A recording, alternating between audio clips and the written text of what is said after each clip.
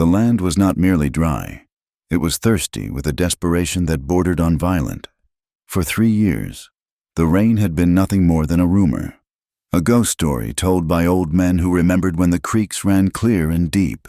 Now, the vast stretch of plains was a tapestry of scorched earth and brittle sagebrush, stretching out toward the horizon where the heat shimmered like oil on water. The ground was cracked open, fissure lines running through the soil like the map of a broken country.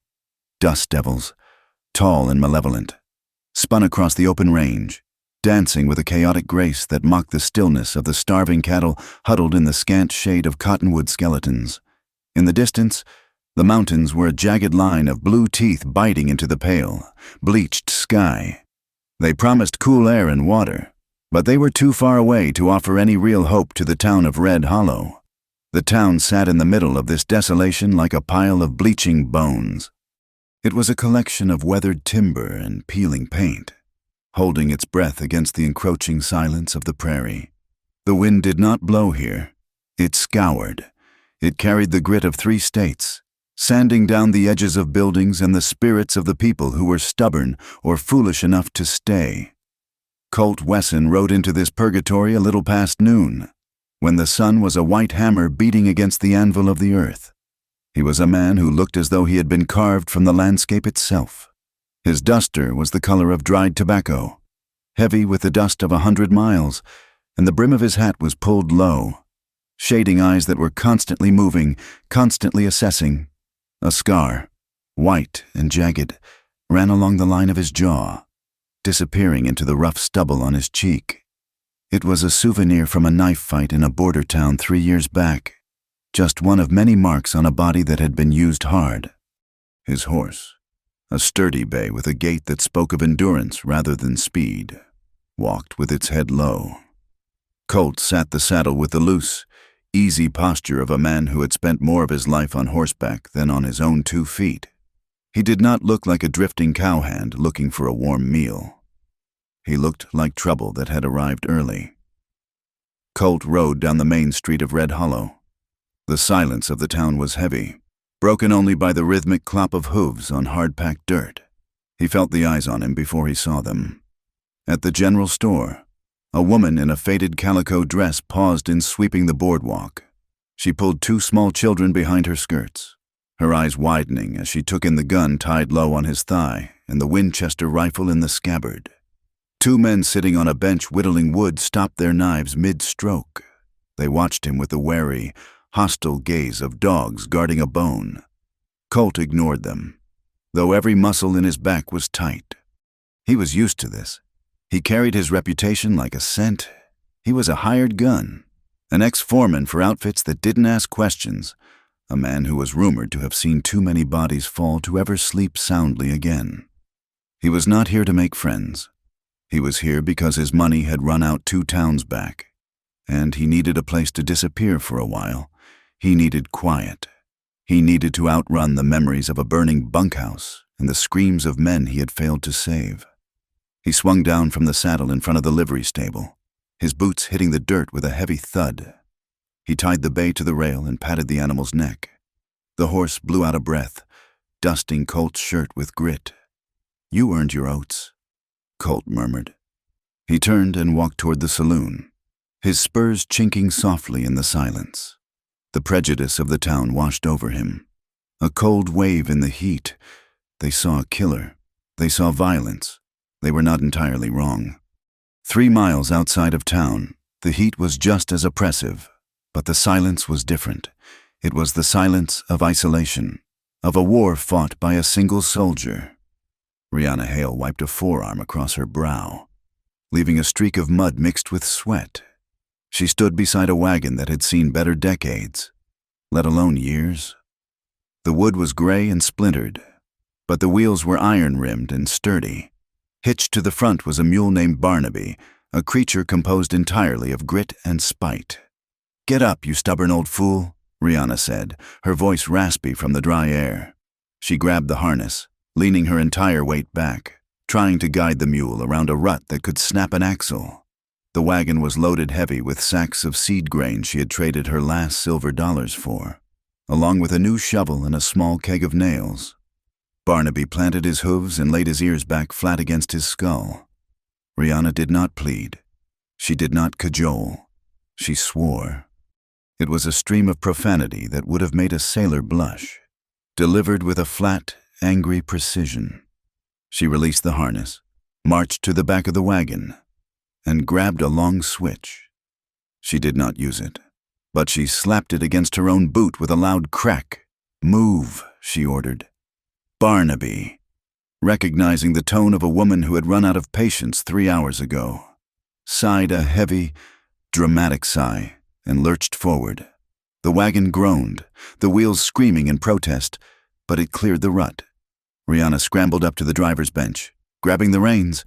She was a woman in her late 20s, though the sun and the wind had etched fine lines around her eyes that made her look older. She wore a man's shirt, stained with sweat and soil, and a heavy canvas skirt that was practical rather than pretty. Her hair was shoved under a wide-brimmed hat. Escaping in dark, unruly tendrils, beside her on the bench, resting within easy reach, was a double-barreled shotgun. It was not a prop. The stock was worn smooth where her cheek rested against it. She drove the wagon up the rise, pausing at the ridge that overlooked her claim. She pulled back on the reins and looked down. It was not much to the eyes of a banker or a king.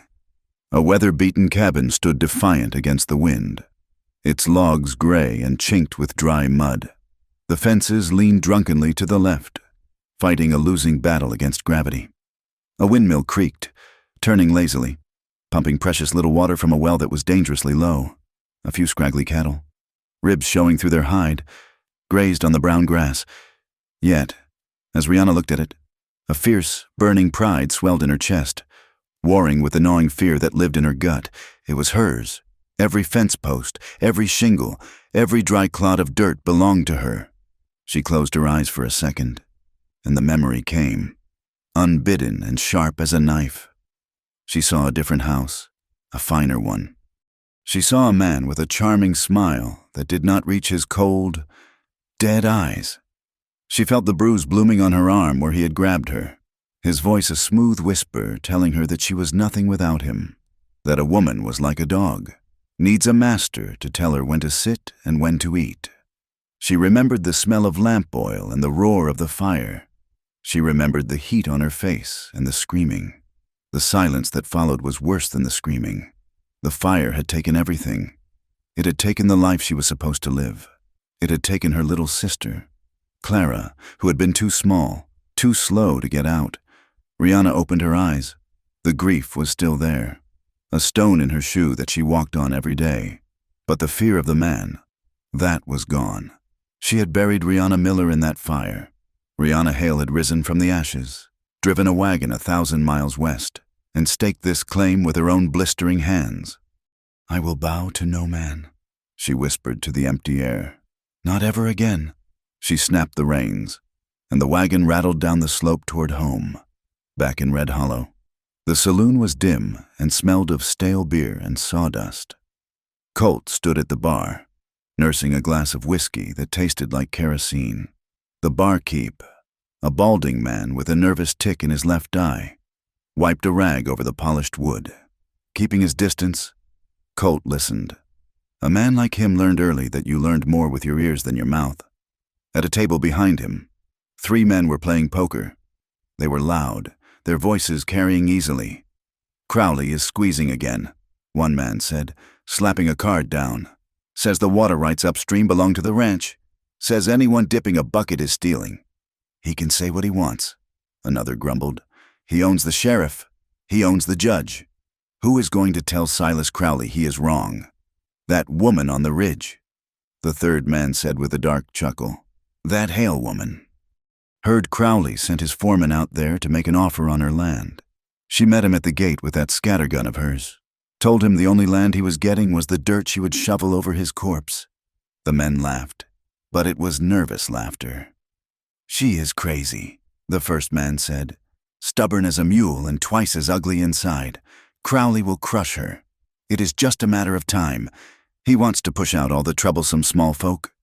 Colt took a sip of his whiskey. "Silas Crowley. The name tasted sour. He knew the type. Cattle barons who thought the horizon was the boundary of their living room. Men who treated people like chess pieces. Colt finished his drink and turned to leave. He had no interest in local politics. He needed work, a few dollars to reshod his horse and buy supplies, and then he would be gone. He was not a hero. He was just passing through. He walked out into the blinding afternoon light and headed for the livery stable to check on his horse. As he turned the corner, he heard voices, sharp, mocking, and dangerous. Near the entrance of the livery, a wagon had pulled up. It was Rihanna. She had come into town for one last errand before heading home. She was on the ground now, checking the harness on the mule. 3 men stood around her. They wore dusters that were too clean and guns that hung low. They were Crowley's men. The brand was stamped on their horses, and the arrogance was stamped on their faces. "You should not be parking this heap here, darling," the tallest one said. He had a face like a hatchet, sharp and cruel. "This is for paying customers, not for trash." Rihanna did not look up from the buckle she was adjusting. "I paid for my feed. Mr. Epps," she said, her voice cold and even. "Now step back. You are spooking the mule." The man named Epps laughed and stepped closer, crowding her space. He reached out and grabbed her arm. "I think you need to learn some manners," he sneered. "Mr. Crowley does not like ungrateful neighbors. Maybe we should teach you how to be a proper lady." Rihanna reacted with the speed of a striking snake. She wrenched her arm free and shoved the man back. Her hand went to the shotgun leaning against the wagon wheel, but the second man was faster. He kicked the weapon away, sending it skittering across the dirt. "Now, that is not nice," Epps said, his grin widening. Colt sighed. He stopped 10 feet away, hooking his thumbs into his gun belt. 3 on 1, Colt said, his voice flat and bored. "That seems like poor odds." The 3 men spun around. Epps narrowed his eyes. "Who are you?" Epps demanded. "Just a man who hates to see bad arithmetic?" Colt said, "This is none of your business." "Drifter." Epps spat. "Move along if you want to keep breathing." Colt did not move. He did not blink. He just looked at them, and the boredom in his eyes shifted into something darker, something deadlier. "I am not asking," Colt said softly. "I am telling. Walk away." There was a long, stretched moment of silence. Epps looked at Colt's hands, hovering near his revolvers. He looked at the scar on Colt's jaw and the cold emptiness in his eyes. He saw a man who had killed before and would not hesitate to do it again before breakfast. Epps spat on the ground, near Rihanna's boot. "This is not over. Hail," he said to the woman.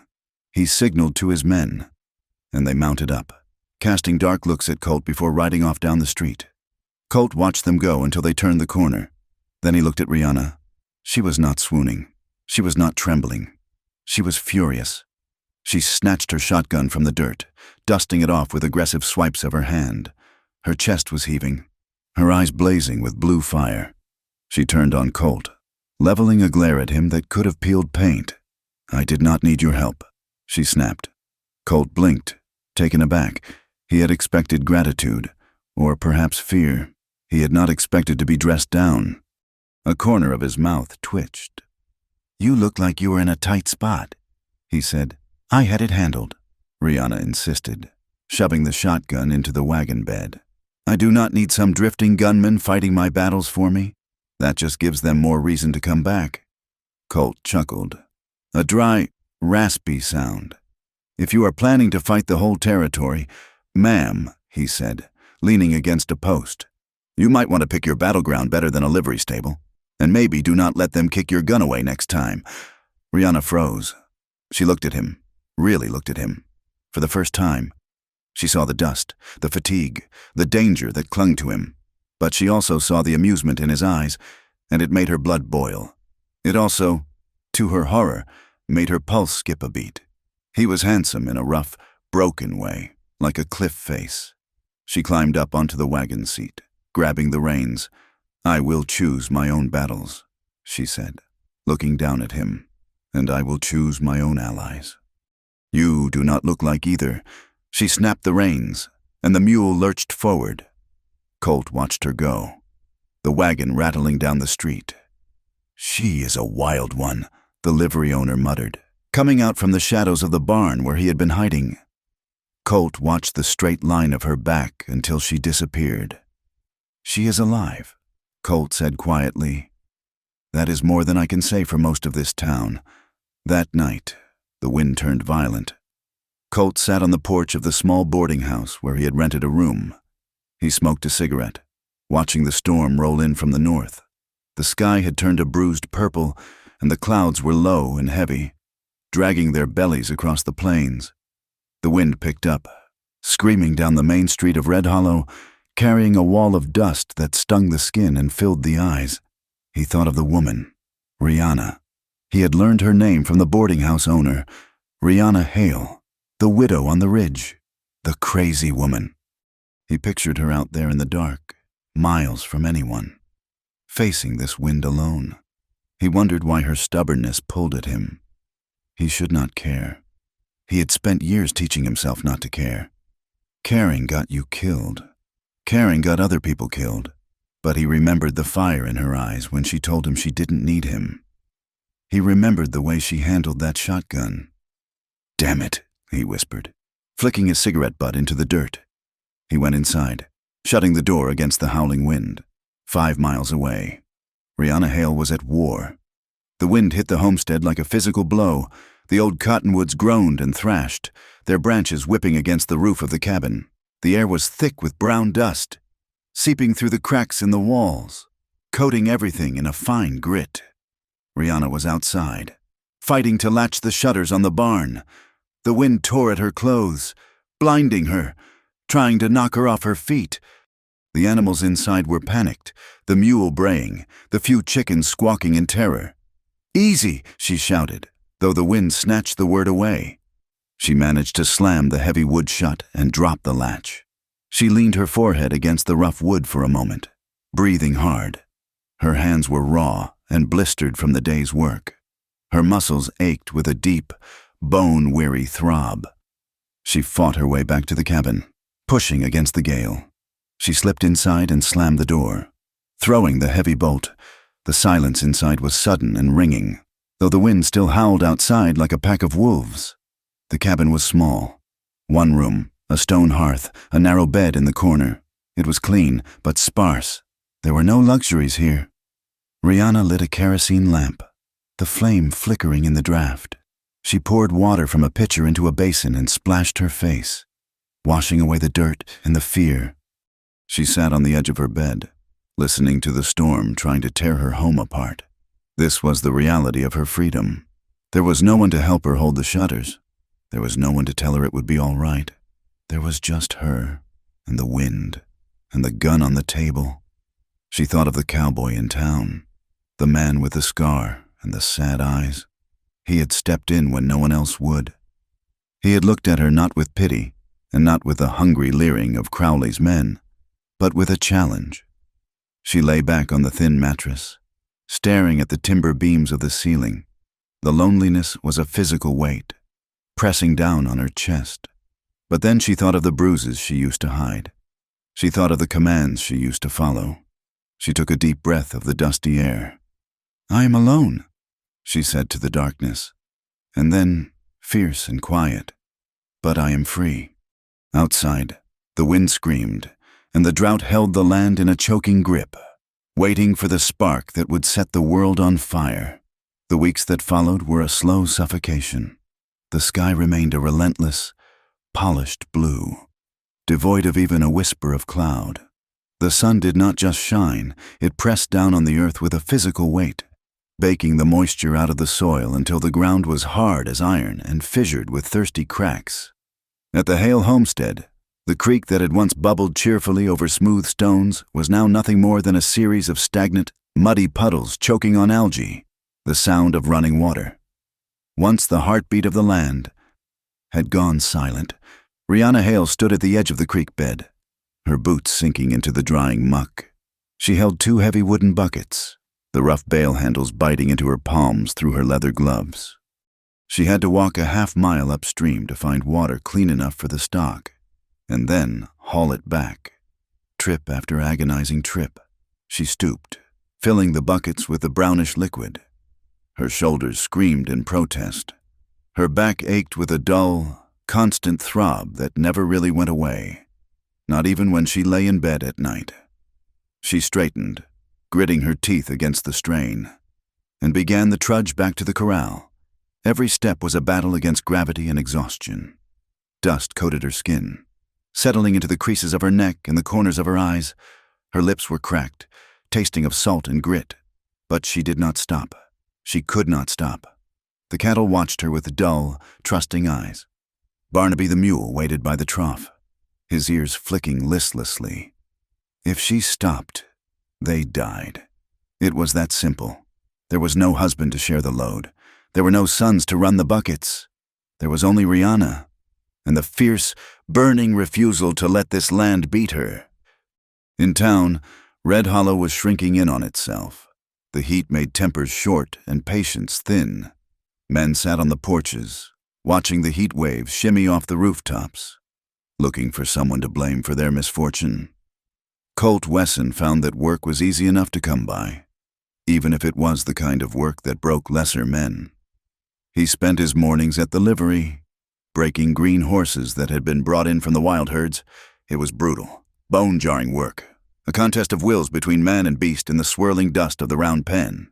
He stood in the center of the corral, sweat soaking through his shirt, holding a lariat. A roan stallion paced the perimeter, eyes rolling, nostrils flared red. "Easy," Colt murmured, his voice low and steady. "You are fighting the wrong man, son." He moved with a fluid grace, avoiding the flashing hooves, waiting for the moment the horse paused to think. He did not break horses with cruelty. He broke them with patience and an unyielding presence. Outside the fence, a group of townsmen watched, spitting tobacco juice into the dust. "That man can ride," one muttered. "He rides like the devil is chasing him," another replied. Their conversation drifted, as it always did, to the state of the town, and then to the favorite target of their frustration. "Saw that Hale woman coming out of the mercantile yesterday. A man with a stained hat said, looking like a scarecrow, I told her she ought to sell that herd before they drop dead. She just looked right through me. She is unnatural," another spat. "A woman living out there alone? It is not right. It goes against the natural order. A woman needs a man to keep the place. She is just too proud for her own good." Asking for trouble, the first man agreed. Holding on to land she cannot work. Crowley made her a fair offer. She is just being spiteful now. Colt tightened his grip on the rope. The leather bit into his hand. He kept his eyes on the horse, but his jaw locked. He had heard it every day for weeks. The casual dismissal, the assumption that a woman's worth was measured only by the man standing next to her.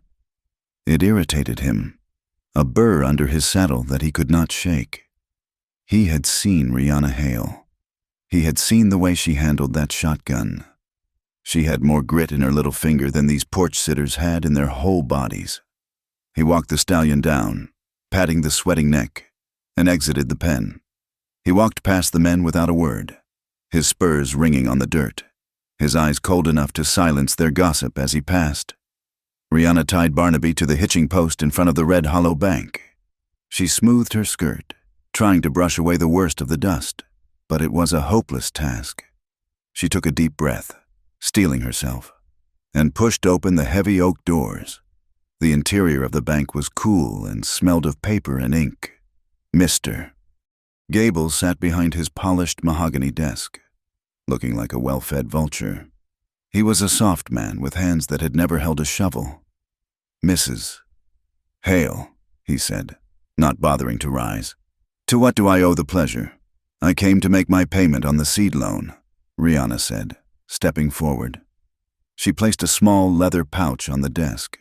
It was light, but it was everything she had scraped together. "Mr." Gable opened the pouch, counting the coins with slow, deliberate movements. He frowned. "This covers the principal, Mrs. Hale. But you seem to have forgotten the new service fees." Rihanna stiffened. "Service fees?" she asked. "What fees?" "My contract has no mention of service fees." Gable smiled. a thin, pitying expression. Terms change. Misses.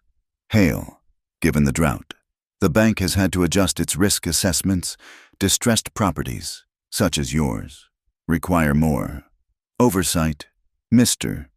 Crowley, who sits on our board, suggested a risk premium. It is all quite standard. Rihanna felt the blood rush to her face. It was not standard. It was a squeeze. Mr.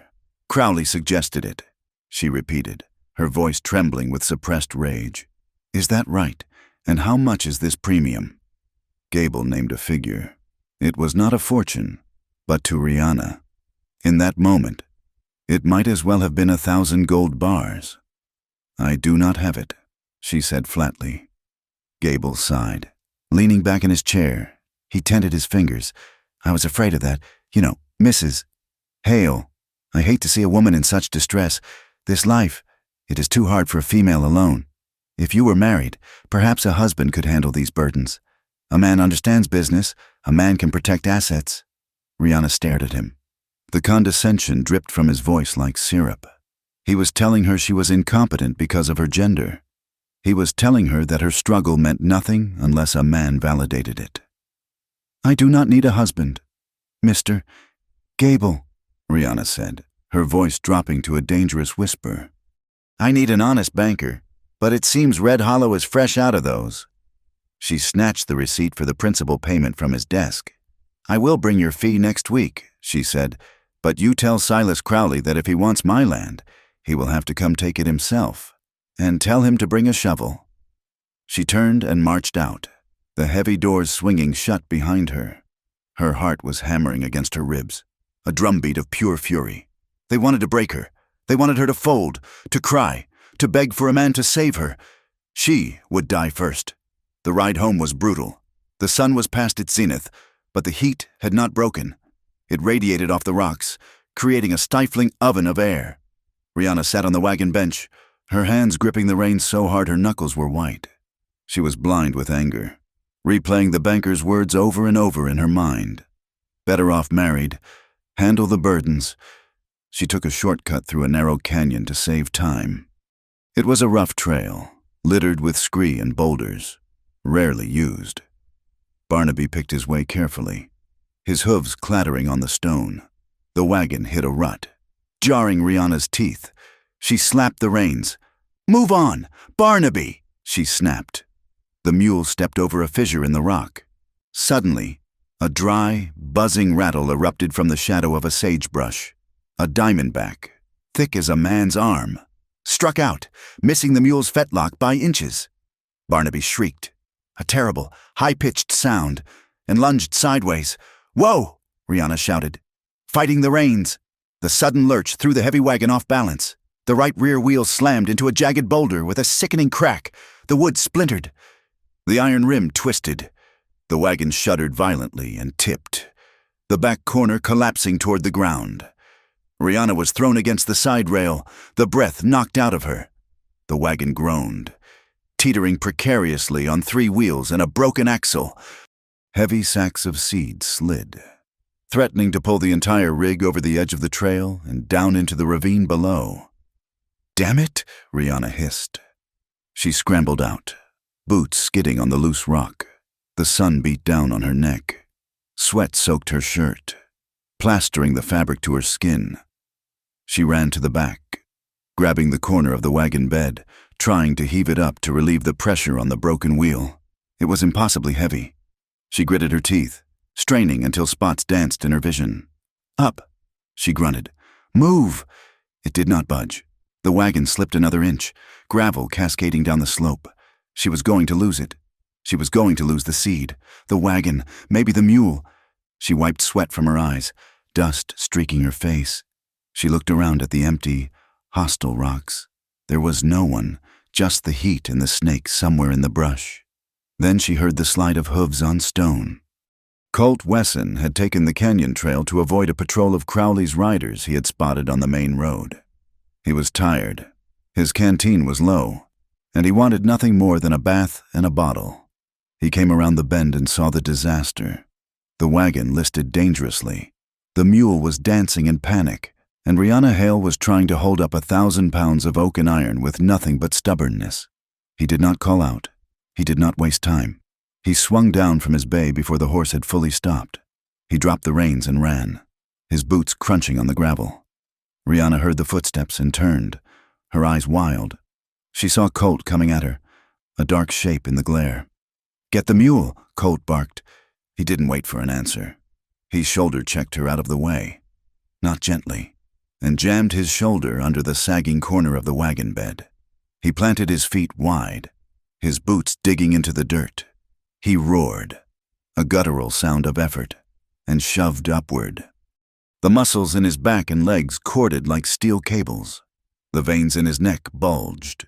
The wagon groaned and lifted, just an inch, but it was enough to stop the slide. "Block it!" Colt shouted. His teeth gritted. "Get a rock!" Rihanna stood frozen for a split second, stunned by the sudden violence of his arrival. Then instinct took over. She scrambled for a large, flat rock near the trail edge. She dragged it over, her breath coming in ragged gasps, and shoved it under the axle. "Down!" she yelled. Colt exhaled sharply and lowered the weight onto the makeshift jack. The wagon settled with a thud. Stable for the moment. He stepped back, dusting his hands on his pants, his chest heaving. He looked at her. Rihanna leaned against the wagon side, trembling. Her hat had fallen off, and her hair was plastered to her forehead. Her sleeves were rolled up, revealing arms that were brown and strong, slick with sweat. Their eyes locked. Rihanna felt a jolt that had nothing to do with the adrenaline. He was right there, close enough that she could smell the leather of his vest, the tobacco smoke, and the sharp, honest scent of male sweat. He looked wild, his eyes dark and intense under the brim of his hat. Colt looked at her. He saw the fierce set of her jaw, the way her chest rose and fell as she fought for breath. He saw the dust on her throat. She wasn't pretty in the way the town women tried to be pretty with their ribbons and lace. She was elemental. She was like the storm he could feel building in the air, dangerous and undeniable. "You have a bad habit of almost getting crushed," Colt said, his voice rough. Rihanna straightened, pulling her dignity around her like a shield. "I had it," she said, though her voice lacked its usual bite. "You had nothing but a broken wheel and a prayer," Colt countered. And that mule was about 2 seconds away from dragging the whole rig into the canyon. He walked over to the wheel, crouching down to inspect the damage. He ran a hand over the splintered spokes. His hands were large, scarred, capable. Rihanna watched them, a strange heat curling in her belly. "I did not ask for your help," she said, the words automatic. Colt looked up at her, shielding his eyes against the sun. "No, you did not, but I am here. Unless you want to carry those sacks home on your back?" Rihanna glared at him, but the fight drained out of her. He was right. She hated that he was right. "The wheel is shot," Colt said, standing up, "but the rim is intact. I can lash it together with some rawhide and brace it. It will hold until we get to your place." "We?" Rihanna asked. Colt ignored the question. He walked to his saddlebags and pulled out a coil of rawhide and a heavy knife. "Do you have a hammer?" he asked. "In the box," Rihanna said, pointing. They worked in silence for a while. The sun beat down, relentless. Colt stripped off his duster and vest, working in his shirt sleeves. Rihanna watched the muscles move in his forearms as he wrenched the broken spokes back into alignment. He worked with a practiced, efficient skill. He didn't waste movement. She handed him the tools he needed before he asked for them. An unspoken rhythm formed between them. Pass the hammer. Hold the rim. Pull the knot. He was close to her. Too close. When he reached for the pliers, his arm brushed hers. The contact was electric. Rihanna pulled back as if she had been burned. Colt paused, his hand hovering in the air. He looked at her, his gaze dropping to her mouth. The air between them grew heavy, charged with something thicker than the heat. Rihanna felt her pulse jump in her throat. She wanted to step away. She wanted to step closer. The sky saved them. A sudden shadow fell over the canyon. The temperature dropped 10 degrees in a heartbeat. Rihanna looked up. Over the ridge, a wall of clouds was building, dark as bruised plums, boiling upward into the atmosphere. The wind picked up, swirling the dust into little tornadoes around their feet. "Storm," Colt said, his voice low, "a bad one." Thunder rolled, a deep, guttural growl that shook the ground. "We need to move," Colt said, shoving the last knot tight. "That fix will hold, but not forever." He gathered his tools quickly. Rihanna grabbed her hat, jamming it onto her head. "They are saying it is the dry season," Rihanna said, looking at the sky. "The weather does not listen to the almanac," Colt said. He tied his horse to the back of the wagon and climbed up onto the bench beside her. He didn't ask permission. He just took the reins. "I can drive," Rihanna protested. "Not if you want to beat that hail," Colt said. "Barnaby likes me better anyway." He slapped the reins. Barnaby. Sensing the barometric pressure drop. Didn't argue. The wagon lurched forward. The ride back was a race. The sky turned a sickly green-black. Lightning forked across the horizon. Jagged spears of white fire. The wind whipped their clothes, tearing at Rihanna's hair. They shouted over the rising gale. "Why do you stay?" Colt yelled, keeping his eyes on the trail. "Why fight this hard for a patch of dirt that is trying to kill you?" "Because it is mine," Rihanna shouted back. "Because it is the only place on earth where I do not answer to anyone. You are risking your life. It is my life to risk." "Why do you care?" she demanded, turning to look at him. "You are just a drifter. You walk away when things get hard. That is what men like you do." Colt's jaw tightened. He snapped the reins harder. "Maybe I am tired of walking," he said, his voice barely audible over a crack of thunder. The first drops of rain hit them a mile from the homestead. They were not drops. They were icy bullets, cold and hard. The dust turned to slick mud instantly. "Hold on," Colt shouted. He drove the wagon hard, the wheels bouncing over the rough ground. Rihanna grabbed the bench rail with one hand and, without thinking, grabbed Colt's arm with the other to steady herself. He didn't shake her off. He leaned into her, his body solid and warm against the chill wind. They slewed into the yard just as the heavens opened up. The rain came down in a gray sheet, obliterating the view of the mountains. Colt steered the wagon straight into the open maw of the barn. He hauled back on the reins. Whoa! The wagon skidded to a halt on the dirt floor. Rihanna and Colt scrambled down, fighting to get the big barn doors closed. The wind fought them, tearing at the wood. They threw their weight against the doors, slamming them shut and dropping the heavy crossbar. The noise of the storm changed instantly. Outside, it was a roar. Inside, it was a heavy drumming on the roof, loud but distant. The air in the barn was dim and smelled of sweet hay, old leather, and ozone. They stood there in the gloom, chests heaving. Water dripped from the brim of Colt's hat. Rihanna's shirt was plastered to her shoulders.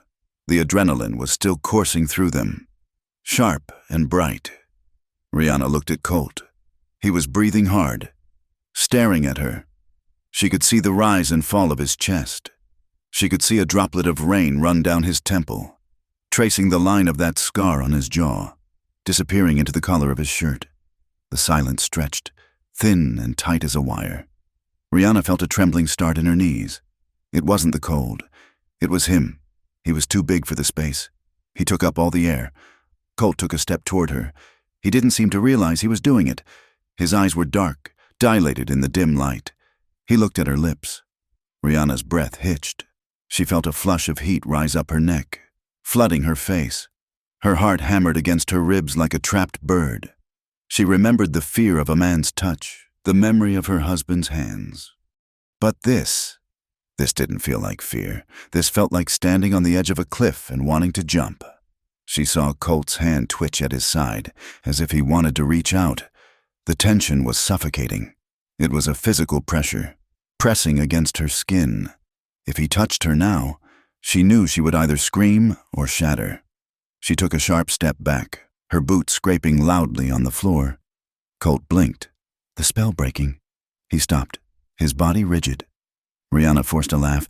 It sounded brittle and too loud. "Well," she said, her voice shaking slightly, That brings the total to 2 times you have saved my wagon. I suppose I cannot charge you for the parking." She gestured vaguely toward the house. "Coffee," she said, "as payment. It is the least I can do." Colt looked at her for a long moment. He looked like a man waking up from a trance. He ran a hand over his wet face, pushing his hair back. He looked unsettled, his eyes shifting away from hers. "Coffee sounds good," he said, his voice rougher than usual. They made a dash for the cabin through the deluge. Inside, the cabin was a sanctuary. The storm raged against the logs, but the thick walls held it at bay. Rihanna lit the stove, her hands trembling as she filled the coffee pot. Colt stood by the door, dripping onto the floorboards. He took off his hat and duster, hanging them on a peg. The cabin felt intimate. The ceiling was low. A quilt was draped over a rocking chair near the hearth. It smelled of wood smoke and dried herbs. It smelled like a home. Rihanna busied herself with the coffee, grateful for something to do with her hands. "Sit," she said, nodding at the rough wooden table. Colt sat. He looked too large for the chair. He watched her move around the small kitchen. They drank the coffee black and strong. The warmth spread through them, chasing away the chill of the rain. "Your husband," Colt said quietly, looking into his cup. "He built this place?" Rihanna paused, the cup halfway to her mouth. "No," she said, "I did. He never saw this place. He died back east." She took a sip. "He did not like the West," she added. "He did not like anything he could not control. He taught me what a man's promise is worth. It is worth about as much as a handful of dust." Colt nodded slowly. He didn't push. He understood the language of things left unsaid. "I have worked for men who thought they owned the world," Colt said. "Men like Crowley. They think power is a whip. They think if they hit hard enough, everything will bow down. I have seen what it does to them. It eats them from the inside out until there is nothing left but hunger." Rihanna looked at him. "And you?" she asked. "What is left of you?" Colt met her gaze. His eyes were weary, but clear. "I am still trying to figure that out," he said. The silence that followed was softer, less jagged. Colt finished his coffee and stood up. The rain had slowed to a steady drizzle. "I should go," he said. He put on his hat. "At the door." He turned back. "I have a proposition." He said, "Business." Rihanna stiffened slightly, her guard going up. "What kind of business?" "I have a small herd," Colt said. 20 head. I have been paying the livery to feed them, and it is bleeding me dry. Your grass is rough, but it is there, and you have water. If the well is dug deeper," he paused, "I will reinforce your fences. I will dig the well down another 10 feet. I will fix the barn roof. In exchange, you let my cattle graze your south pasture until the drive season." Rihanna hesitated. Every instinct screamed at her to say no. To let a man in was to give up ground. It was the first step toward losing control. But she thought of the broken wagon. She thought of the heavy buckets. She thought of the winter coming. "It is a barter?" she asked. "No money changes hands?" "Straight trade," Colt said. "Labor for grass." Rihanna looked at him. "You stay in the bunkhouse in the barn," she said firmly. "You do not come into the main house unless invited, and the land remains mine. You get grazing rights. Nothing else. No claim." Colt nodded. "No claim." He agreed. "Just a deal between equals." Rihanna studied his face. She searched for the lie, for the trap. She saw only the scar and the steady gray eyes. She stuck out her hand. "Deal," she said. Colt took her hand. His palm was rough, calloused, and warm. He shook it once, firmly, and then let go. "I will start on the well tomorrow," he said. He opened the door and walked out into the rain. Rihanna stood in the center of her small kitchen, holding her hand where he had touched it, listening to the sound of his boots fading into the night. She felt terrified. She felt alive. The sun had not yet crested the eastern ridge, but the sky was already bleeding a pale, bruised violet into the gray. The air was cold, sharp enough to bite the inside of the lungs. Rihanna Hale stood on her porch, a mug of coffee warming her hands. watching the horizon. She saw him before she heard him, a dark shape moving against the lightening sky, a silhouette defined by the wide brim of a hat and the steady, rhythmic swing of a hammer. Colt Wesson was already at the south fence line, mending the wire that had been sagging since the last winter storm. For 3 weeks, this had been the morning ritual. Dawn broke, and Colt was there. He worked with a quiet, relentless efficiency that Rihanna found both unsettling and strangely anchoring. He did not ask for instructions. He did not wait for praise. He simply saw what was broken and fixed it. Rihanna sipped her coffee, the bitter warmth spreading through her chest. She had spent years watching that horizon with a knot of anxiety in her stomach, waiting for trouble to ride over the hill. Now, when she looked out, the anxiety was still there, but it was crowded by something else, something that felt dangerously like relief. She walked out to join him later that morning, carrying a heavy spool of wire. The sun was up now, glaring down with its usual hostility. Colt was shirtless, his back slick with sweat, the muscles moving like oiled machinery as he leveraged a post back into alignment. The scars on his back were faint white lines, a map of old violence that he carried without comment. "You are going to work yourself into an early grave. Wesson," Rihanna called out, dropping the spool with a thud. "And then I will have to dig the hole, which seems unfair." Colt straightened, wiping his forearm across his brow. He didn't smile, but the corner of his eye crinkled. "Morning to you too, boss," he drawled. "And don't worry. If I die, just leave me out here. The coyotes have to eat too." Rihanna snorted, picking up a pair of pliers. "You are too tough for the coyotes. They would break their teeth." They fell into the work, a rhythm established over days of shared labor. He held the wire taut. She twisted the ties. He drove the staples. She checked the tension. They didn't need to speak. There was a language in the way they moved, a silent negotiation of space and effort. Their banter had sharpened, losing the polite edge of strangers and gaining the comfortable friction of people who were beginning to know each other. "You check that ridge every 5 minutes, Rihanna observed later, as they paused for water. "You expecting the cavalry or the apocalypse?" Colt capped his canteen, his eyes scanning the distance out of habit. "Just checking the wind," he said. "You are a terrible liar," Rihanna said, leaning against a post. "You look like a man who expects a knife in the back every time a twig snaps." Colt looked at her, his expression unreadable for a moment. "And you work like you are trying to outrun a ghost," he countered quietly. "You drive yourself harder than any man I have ever known. What are you afraid will happen if you stop?" Rihanna stiffened, the retort dying on her lips. She looked away, toward the house. "If I stop, everything falls down," she said. "That is not fear. That is gravity." The days turned into weeks, and the work brought them closer, physically and in spirit. They shared meals on the porch in the evening, the air cooling rapidly as the sun vanished. It was during these quiet hours that the armor began to slip. One evening, the wind was particularly restless, rattling the loose shingles on the roof. A sudden, loud crack echoed from the barn, a dry branch snapping under the weight of a roosting owl. Colt was on his feet instantly, his hand hovering over the grip of his revolver, his body coiled tight as a spring. His eyes were wide, scanning the darkness, his breath coming in short, sharp bursts.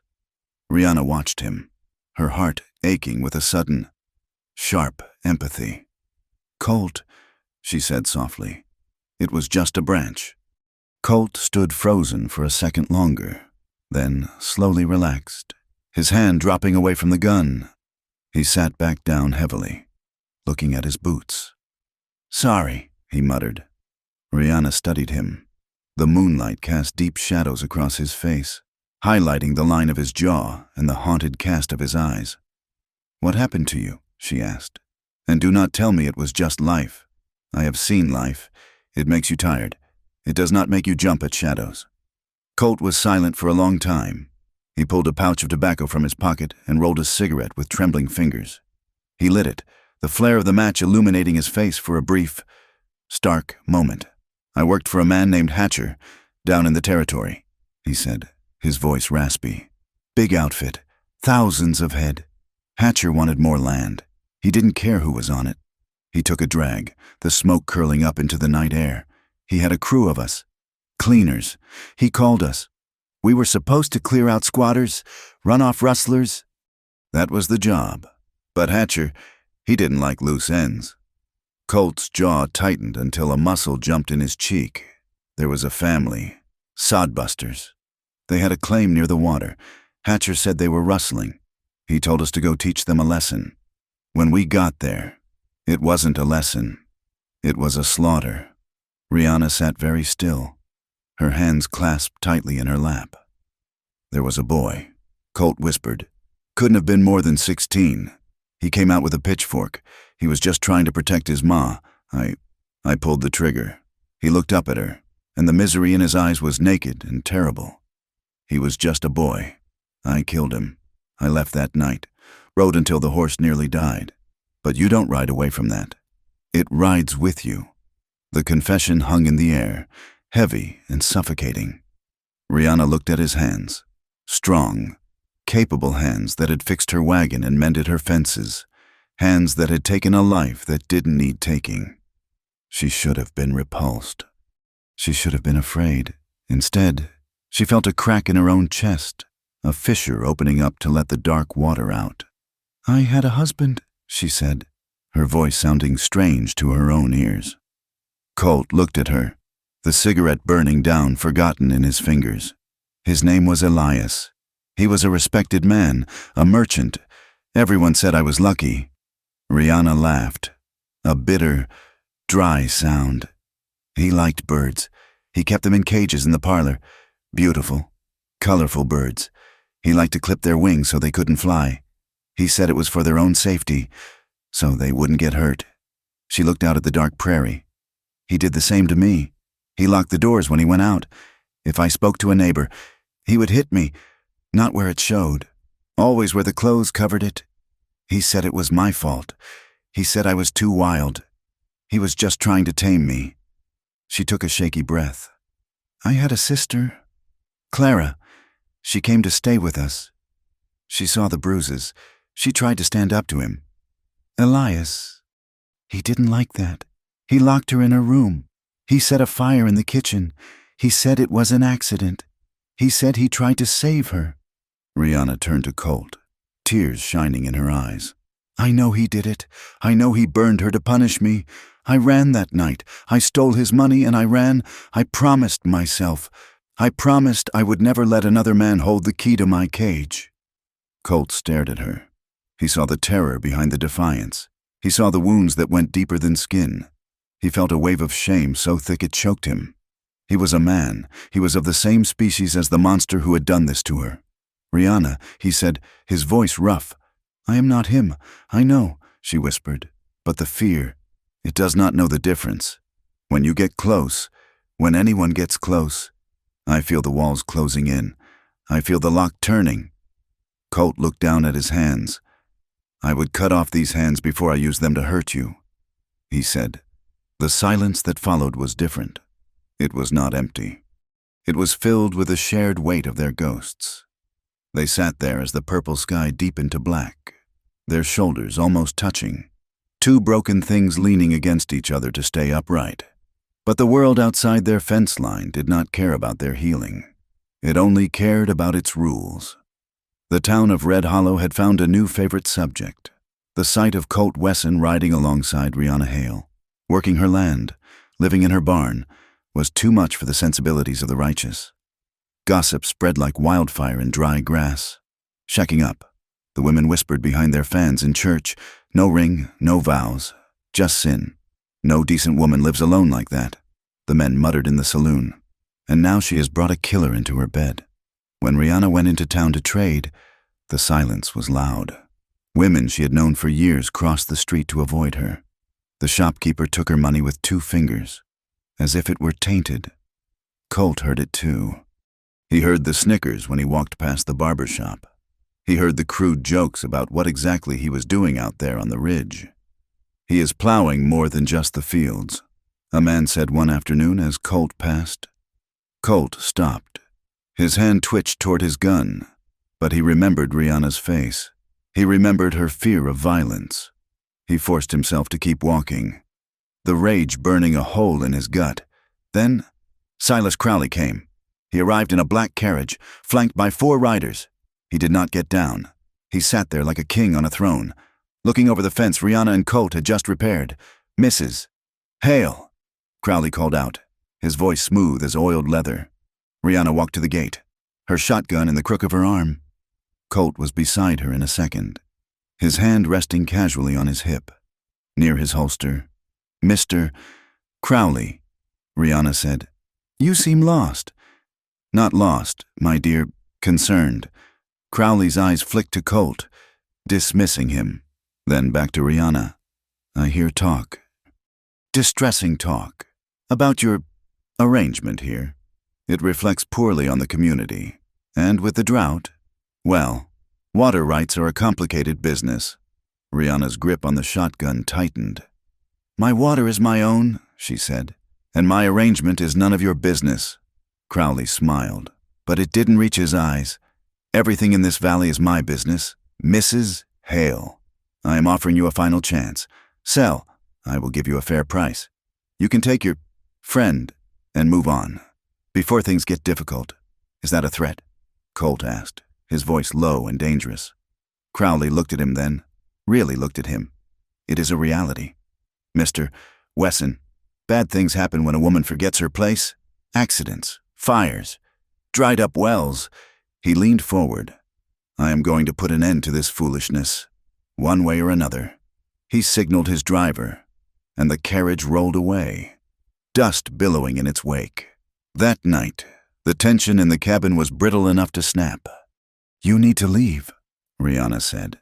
She was pacing the small kitchen, her movements jerky and agitated. "He is going to come for you. He will use the law or he will use a bullet. But he will come." "I am not leaving," Colt said. He was sitting at the table, cleaning his gun. The smell of oil and metal filled the room. "You have to," Rihanna shouted, spinning on him. "Do you not see? He wants to destroy you to get to me. If you stay, you die. And if I leave—" Colt stood up, the chair scraping loudly. "If I leave, he rolls over you. He takes your land. He takes your life. Is that what you want? I can handle him." "No, you cannot," Colt roared. "You are tough, Rihanna. You are the toughest woman I have ever met. But you are one person against an army. That is not bravery. That is suicide. I will not run," Rihanna yelled back, her face flushed. "I ran once. I will never run again. This isn't about running." Colt grabbed her shoulders. Rihanna flinched, her eyes going wide.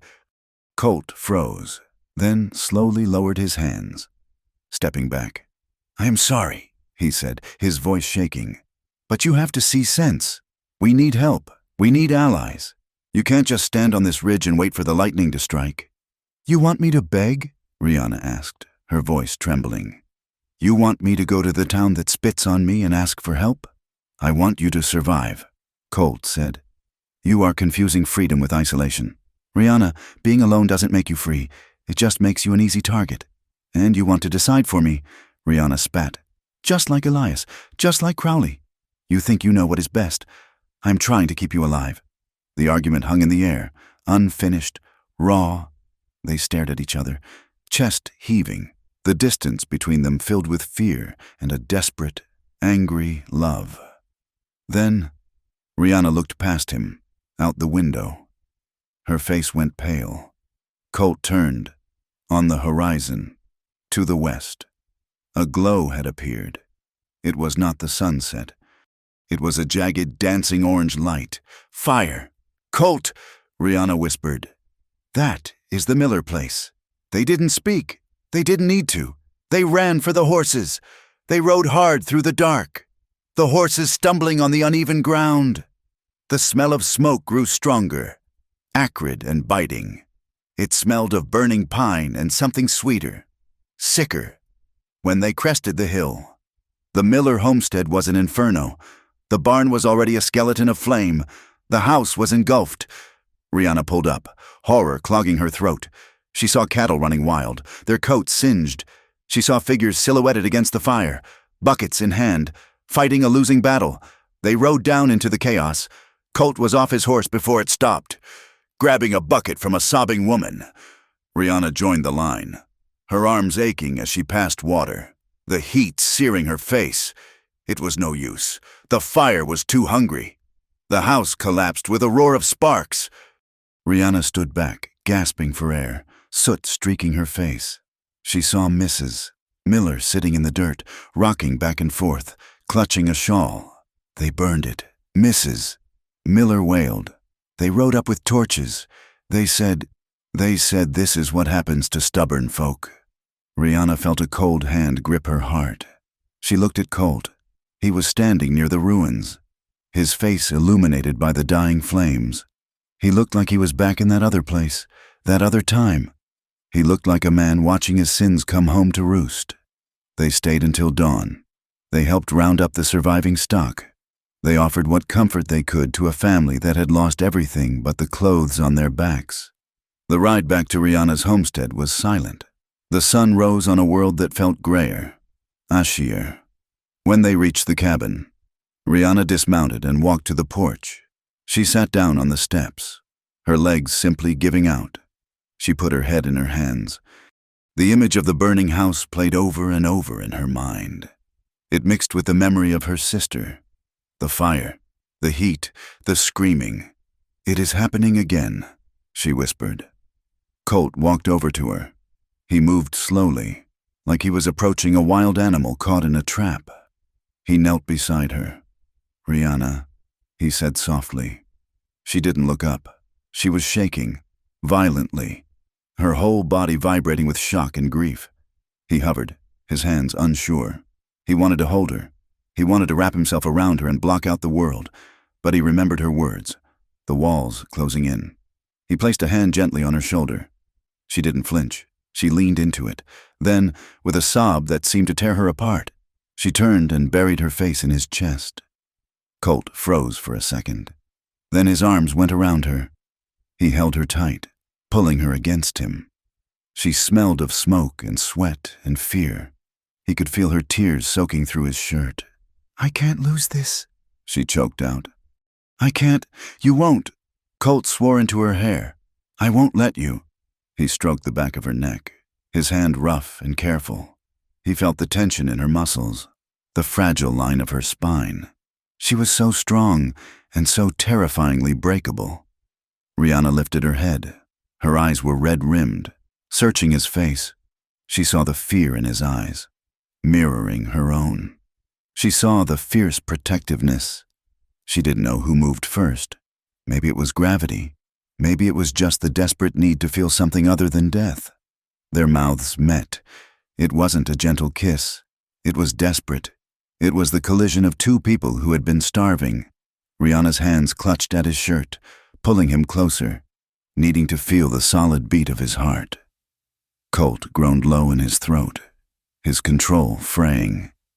He kissed her like he could breathe life back into her, like he could burn away the memories with his own heat. For a moment, there was nothing but the sensation of him. His taste, coffee and tobacco, his strength, the roughness of his stubble against her skin. The fire inside her flared, hot and demanding. Then, his hand moved to her waist, pulling her hips against his. The sensation, the feeling of being held, of being overpowered, triggered the tripwire in her mind. The memory of Elias flashed, the weight of him, the inability to move. Rihanna froze. Her breath hitched in a panic. She pulled back, gasping, her eyes wide and terrified. She scrambled backward on the porch, her hand going to her throat. "No," she whispered. "No." Colt released her instantly. He held his hands up, palms open, backing away until he hit the railing. "I'm sorry," he said, his voice hoarse. "Rihanna, I am sorry. I wouldn't." He looked shattered. He looked at her like he had just kicked a puppy. Rihanna stared at him, her chest heaving. The desire was still there, pulsing in her veins, but it was warring with the old, cold terror. "I can't," she said, her voice barely audible. "Not yet. I can't. It is okay," Colt said, though his voice sounded wrecked. "It is okay. I won't take what isn't freely given. I promise you that." They stared at each other across the few feet of wooden porch. The air was thick with the ghost of the kiss, with the electricity of what had almost happened, and the tragedy of why it hadn't. Rihanna wrapped her arms around herself, shivering. We should get some rest," she said, not meeting his eyes. "Yeah," Colt said. "Rest." He turned and walked toward the barn. His shoulders slumped. Rihanna watched him go, feeling the ache of his absence even before he was out of sight. She touched her lips, where the taste of him still lingered, and wondered if she would ever be brave enough to let him stay. The silence that descended on the homestead in the days following the fire was not peaceful. It was a heavy, suffocating thing, thick with things unsaid. The air between Rihanna and Colt vibrated with a tension that was almost painful. It was in the way they carefully avoided looking at one another over the breakfast table, eyes fixed on the coffee mugs or the dry toast. It was in the way their hands jerked back as if burned if they accidentally brushed against each other while passing a tool or a water bucket. Work continued because survival demanded it. The drought had not broken, and the sun rose each day with a pitiless, blinding glare. They mended the scorched fences on the southern ridge. They checked the cattle for signs of heat exhaustion. But the easy rhythm they had found before the fire was gone, replaced by a jagged awareness. At night, Rihanna lay in her narrow bed, staring at the rough-hewn beams of the ceiling, her body humming with a treacherous memory. She could still feel the phantom pressure of Colt's chest against hers, the rough warmth of his hand on her neck. She replayed the moment she had pulled away, dissecting it with cruel precision. She had been terrified. Yes, the old panic, the ghost of Elias, had risen up like a cobra. But beneath the fear, there had been a hunger so profound it terrified her more than the violence ever had. She had wanted to stay. She had wanted to let him pull her into the dark and keep her there. And that want was a weakness she could not afford. In the barn, Colt lay on his bedroll, listening to the shifting of the horses. He stared at his hands in the gloom. He felt like a monster. He had promised to protect her. Yet he had pushed her. He had felt her trembling, smelled the smoke and tears, and his first instinct had been to take. He cursed himself in the quiet dark. He was no better than the men he despised. He was just another threat, another man wanting to claim something that did not belong to him, while they wrestled with their ghosts. Silas Crowley was busy tightening the noose. The atmosphere in Red Hollow grew poisonous. The sheriff, a man named Brady, whose spine had dissolved into whiskey years ago, began enforcing obscure statutes at Crowley's behest. Farmers were fined for stray livestock. Water usage was monitored by grim-faced deputies who measured levels with yardsticks and suspicion. Crowley's men began to circle Rihanna's land like buzzards. They did not cross the fence line, but they rode close, pausing to stare at the house, their hands resting on their saddle horns. They checked the flow of the creek, making notes in leather-bound books. It was a psychological siege designed to remind Rihanna that she was watched, that she was small, and that she was surrounded.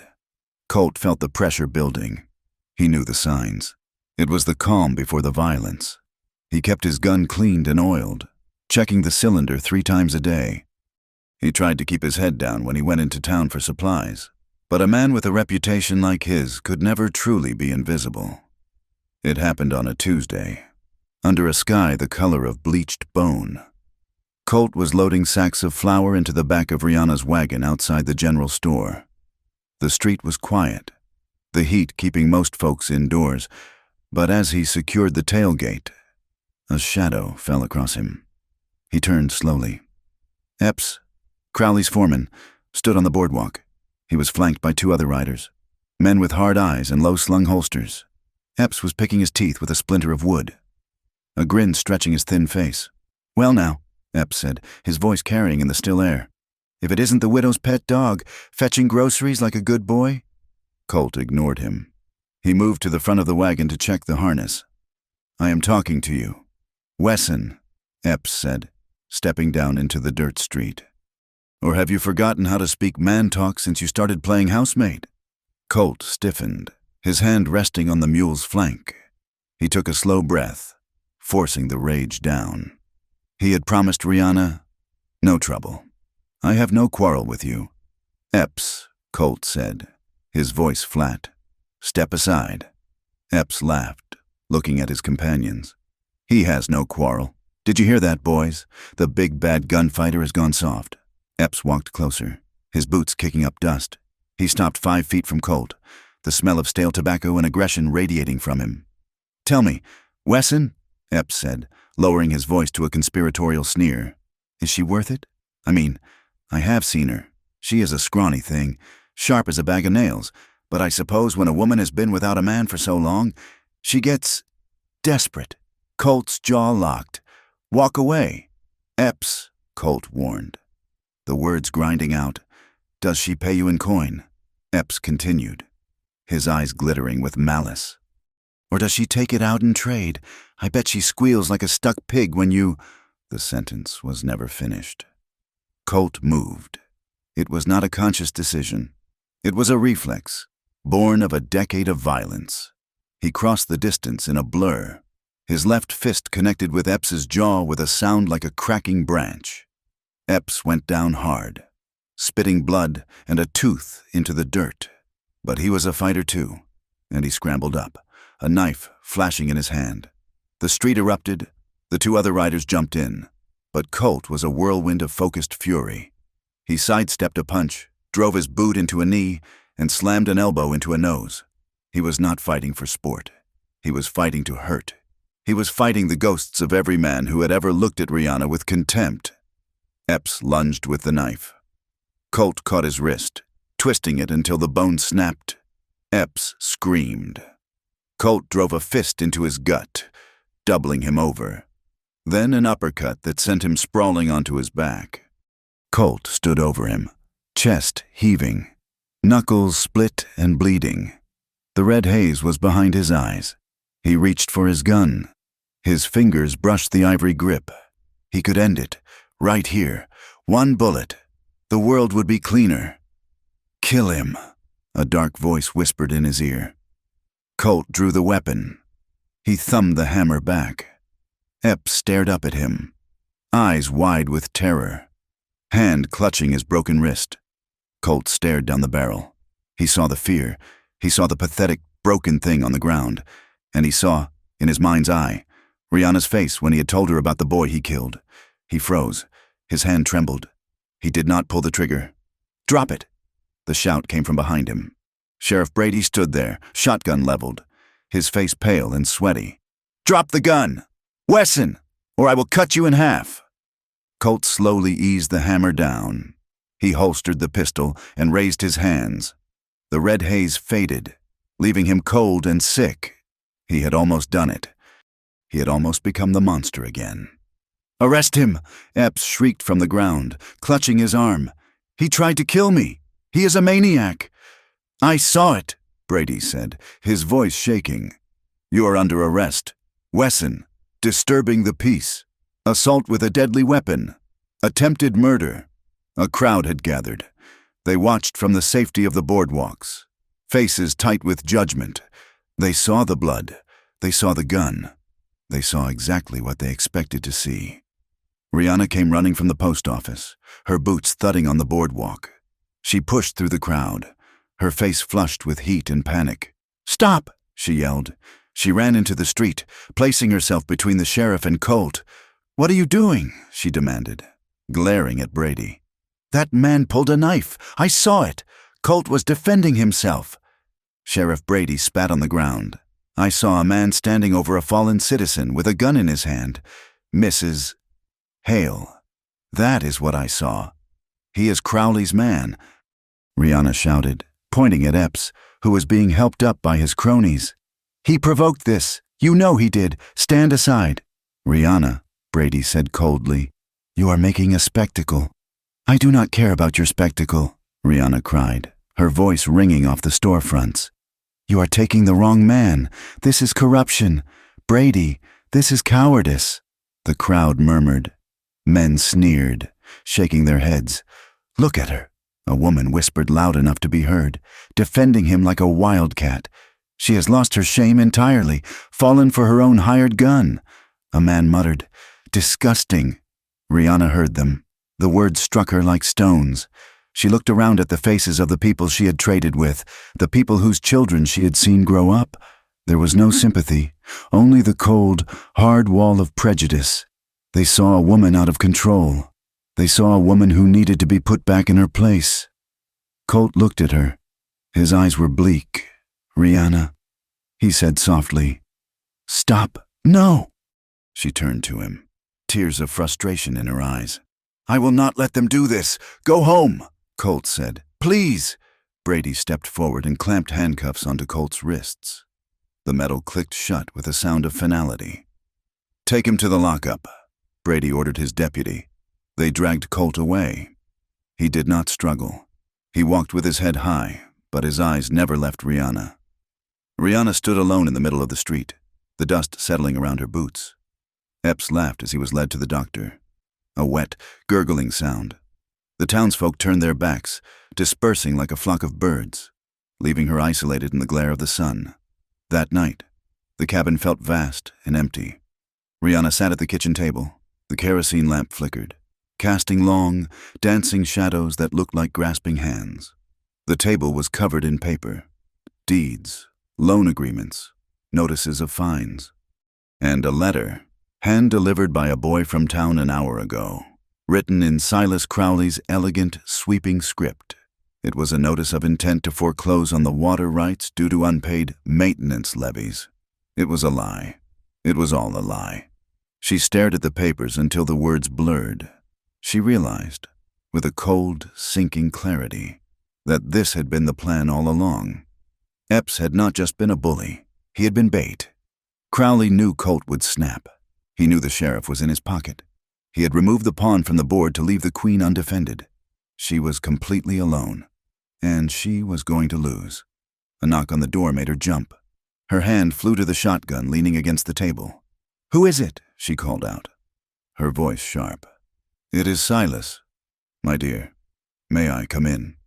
Rihanna's blood ran cold. She stood up, gripping the back of the chair. She wanted to scream at him to leave. She wanted to shoot through the wood, but she knew that would only seal Colt's fate. She walked to the door and unbolted it. Silas Crowley stood on the porch. He was dressed in a dark suit, immaculate despite the dust. He held a hat in his hands. He looked like a grieving undertaker. "Mrs. Hale," he said, stepping inside without waiting for an invitation. Rihanna backed away, keeping the table between them. "What do you want?" she asked. Crowley looked around the cabin, his nose wrinkling slightly at the simplicity of it. "I came to offer my condolences," he said. "It is a terrible business about Mr. Wesson. Violent men. They always meet violent ends." "You sent your man to provoke him?" Rihanna said accusingly. Crowley chuckled softly. "I cannot control the tempers of my employees, Rihanna, just as you apparently could not control yours." He walked to the table, glancing down at the spread of documents. "I see you are reviewing your situation. It is dire, is it not?" He looked up at her, his eyes sliding over her body in a way that made Rihanna's skin crawl. It was a look of assessment. He was looking at her the way he looked at a prize mare. "I have a proposition," Crowley said. "I am not selling," Rihanna said through gritted teeth. No, I am not talking about a sale. I am talking about a merger." Crowley stepped closer, and the smell of his expensive cologne filled the small space. "I am a widower. Rihanna, I have a large house. I have influence, and I have a certain fondness for spirit. You have spirit. Too much of it, perhaps, but it can be channeled." He placed a hand on the table. His fingers splayed over the deed to her land. "I can make all of this go away. The debts, the fines, even the charges against Mr. Wesson. I can have the sheriff release him tomorrow. He can ride out of the territory a free man." Rihanna stared at him. "And in exchange?" she asked, though she already knew. Crowley smiled. "You sign the land over to the Crowley Ranch, and you come to live at the big house, as my wife, or, if you prefer a less formal arrangement, as my companion. You would be taken care of. You would have dresses. You would have servants. You would be safe." He reached out and touched a lock of hair that had fallen loose near her face. Rihanna flinched violently. slapping his hand away. Crowley's eyes hardened, just for a second, before the mask slipped back into place. "Think about it," he said softly. "The alternative is quite grim. You lose the land, you end up destitute, and Mr. Wesson, well, attempted murder is a hanging offense in this county. I would hate to see him swing because of your stubbornness." He put his hat back on. "I will give you until tomorrow noon." He turned and walked out, closing the door gently behind him. Rihanna stood frozen. The cabin was silent, but in her head, there was a screaming roar. She looked at her hands. They were shaking. Wife, companion, taken care of. The words were poison. Suddenly, the room was not the cabin. It was the parlor in Boston. The air smelled of cigar smoke. Elias was there. He was holding her wrist, squeezing until the bones ground together. "You are mine, Rihanna. You do what I say. You are nothing without me." She stumbled back, hitting the wall. She slid down to the floor, pulling her knees to her chest. Crowley was offering her a cage, a gilded, velvet-lined cage, but a cage nonetheless. To save Colt, she had to become a possession again. She had to sign away her name, her land, her body. She had to bow. The panic clawed at her throat. She could not breathe. The vow she had made over her sister's grave, never again, clashed violently with the image of Colt hanging from a rope. She rocked back and forth, gasping for air. She loved him. God help her. She loved him. And because she loved him, Crowley had found the one weapon that could break her. The jailhouse was a stone block behind the sheriff's office. It smelled of unwashed bodies, stale whiskey, and despair. Rihanna walked in, her face pale but composed. Sheriff Brady looked up from his desk. Surprised to see her. "I want to see him," she said. "Visiting hours are over." Brady grunted. "Crowley said I could see him." Rihanna lied, her voice steady. Brady hesitated. The mention of the boss's name made him nervous. He grabbed a ring of keys. 5 minutes. He muttered. He led her to the back cell and unlocked the heavy iron door. Colt was sitting on the cot, his head in his hands. He looked up as the door clanked open. His face was bruised, one eye swollen shut, his shirt was torn. "Rihanna," he breathed, standing up. "You shouldn't be here." Brady slammed the door and retreated to the office. Rihanna gripped the bars, her knuckles white. "Are you all right?" she asked, her voice trembling. "I am fine," Colt said. Coming to the bars, he reached out, covering her hands with his. His touch was warm, despite the cold iron between them. "They hurt you?" "No," Rihanna said. She looked at his battered face. She wanted to weep. She wanted to tear the door off its hinges. "Crowley came to see me," she said. Colt went still. What did he want? "He made an offer," Rihanna said. She forced herself to look him in the eye. "He says if I sign the land over to him, and if I agree to marry him, he will drop the charges. He will let you go." Colt stared at her. The silence stretched, heavy and terrible. Then his face twisted in a fury she had never seen before. "No," he growled. "Colt, listen, no!" Colt shouted, gripping the bars so hard the metal groaned. "You tell him to go to hell. You tell him I will kill him. If I refuse, they will hang you," Rihanna cried, tears spilling over. "Brady will do whatever Crowley says. Then let them hang me," Colt roared. "Do you think I would let you sell yourself to that bastard to save my neck? Do you think I could live with that? It is just land. Colt, it is not just land," Colt interrupted, his voice breaking. "It is your life, Rihanna. It is your freedom. You told me what it cost you to get free. You told me you would never bow again. I cannot let you die," Rihanna sobbed, pressing her forehead against the cold bars. "I cannot watch you die because of me, and I cannot watch you be destroyed," Colt whispered fiercely. He reached through the bars, cupping her face with his bruised hands. "Rihanna, look at me." She looked up, her vision blurred by tears. "I would rather rot in this cell for 100 years than see you trapped with a man like that," Colt said. "I would rather die a free man than live knowing I cost you your soul." "You do not get to decide," Rihanna shouted back, pulling away from his hands. "You do not get to be the martyr. That is my choice. It is our choice, Colt yelled. Because I love you. The words hung in the dank air, echoing off the stone walls. Rihanna froze. Colt looked stunned, as if the words had been ripped out of him without permission. I love you, he said again, quieter this time, but with the weight of granite, and I will not let the woman I love sell herself into slavery to save me. Do you understand? Rihanna stared at him. The declaration hit her like a physical blow. It was what she had wanted to hear, and it was the worst possible thing he could have said, because now the stakes were infinite. I love you too, she whispered. Colt closed his eyes, leaning his forehead against the bars. Then do not do this. Rihanna, please, do not let him win. Rihanna looked at him, the man who had fixed her wagon, who had mended her fences, who had held her while she cried, the man who was willing to die to keep her free.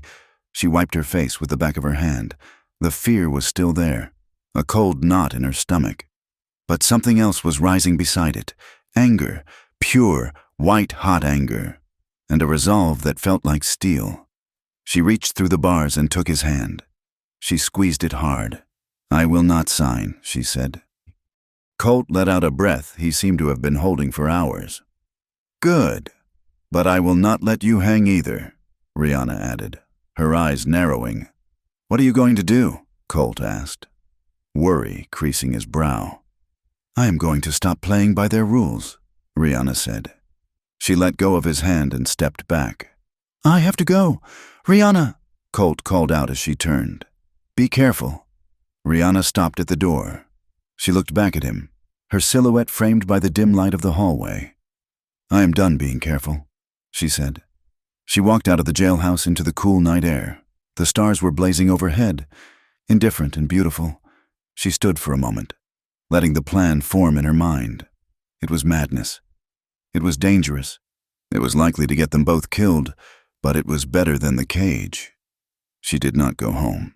Instead, she pulled her shawl tight around her shoulders and walked toward the blacksmith's shop at the edge of town. Josiah blackened iron for a living now, but 10 years ago, he had worn a marshal's star. He was a mountain of a man with a beard like steel wool and a limp from a bullet he had taken in Abilene. He had been one of the few men in town who tipped his hat to her with genuine respect. She found him sitting on a barrel outside his shop, whittling a piece of cedar. Mrs. Hale, Josiah said, not looking up. You shouldn't be out this late. Wolves are prowling. I am hunting wolves. Josiah, Rihanna said, and I need a gun that shoots straight. Josiah looked up then. He saw the look in her eyes. He put down the knife.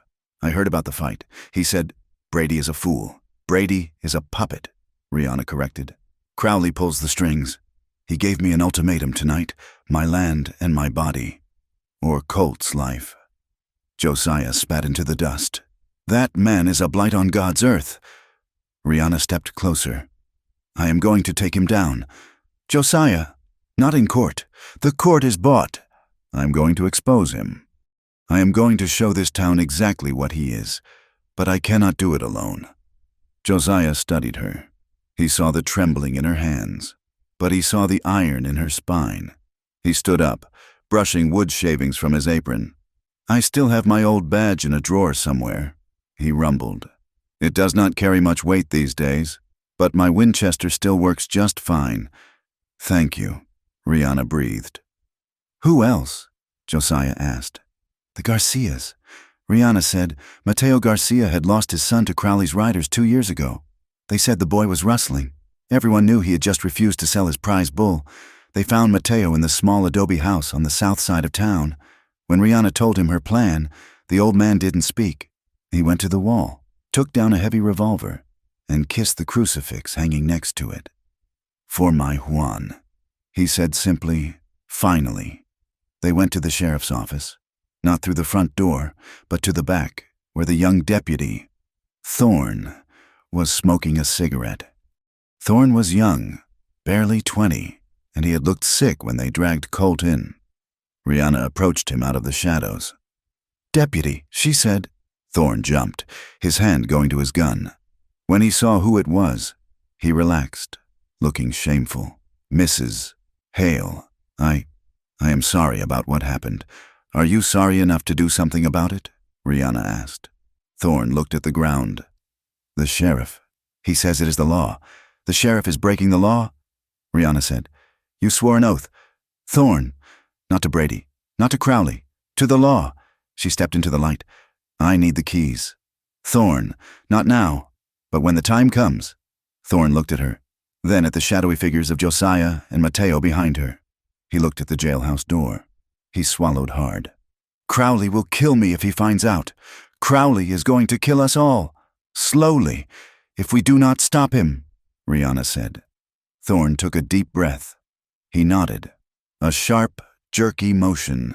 I will be on guard duty tomorrow night, he whispered. Rihanna nodded. She looked at her small, desperate army. An old lawman, a grieving father, a frightened boy, and a woman who refused to kneel. It was not much, but it would have to be enough. She looked up at the moon. Hold on. Colt, she whispered to the wind. I am coming. The wind that morning was not merely a weather event. It was a judgment. It came screaming down from the high peaks, stripping the topsoil from the drought-stricken plains and hurling it against the wooden skeletons of Red Hollow. The sky was a hard, pitiless blue, the color of a bruised knuckle, devoid of clouds but choked with a rising haze of brown grit. In the back room of the blacksmith shop, the air was thick with the smell of iron filings and conspiracy. Rihanna Hale sat at a rough table, her hands pressing flat against a stack of papers that fluttered in the draft, seeping through the chinked walls. Beside her, Josiah, the ex-marshal, oiled the action of his Winchester rifle with methodical, terrifying slowness.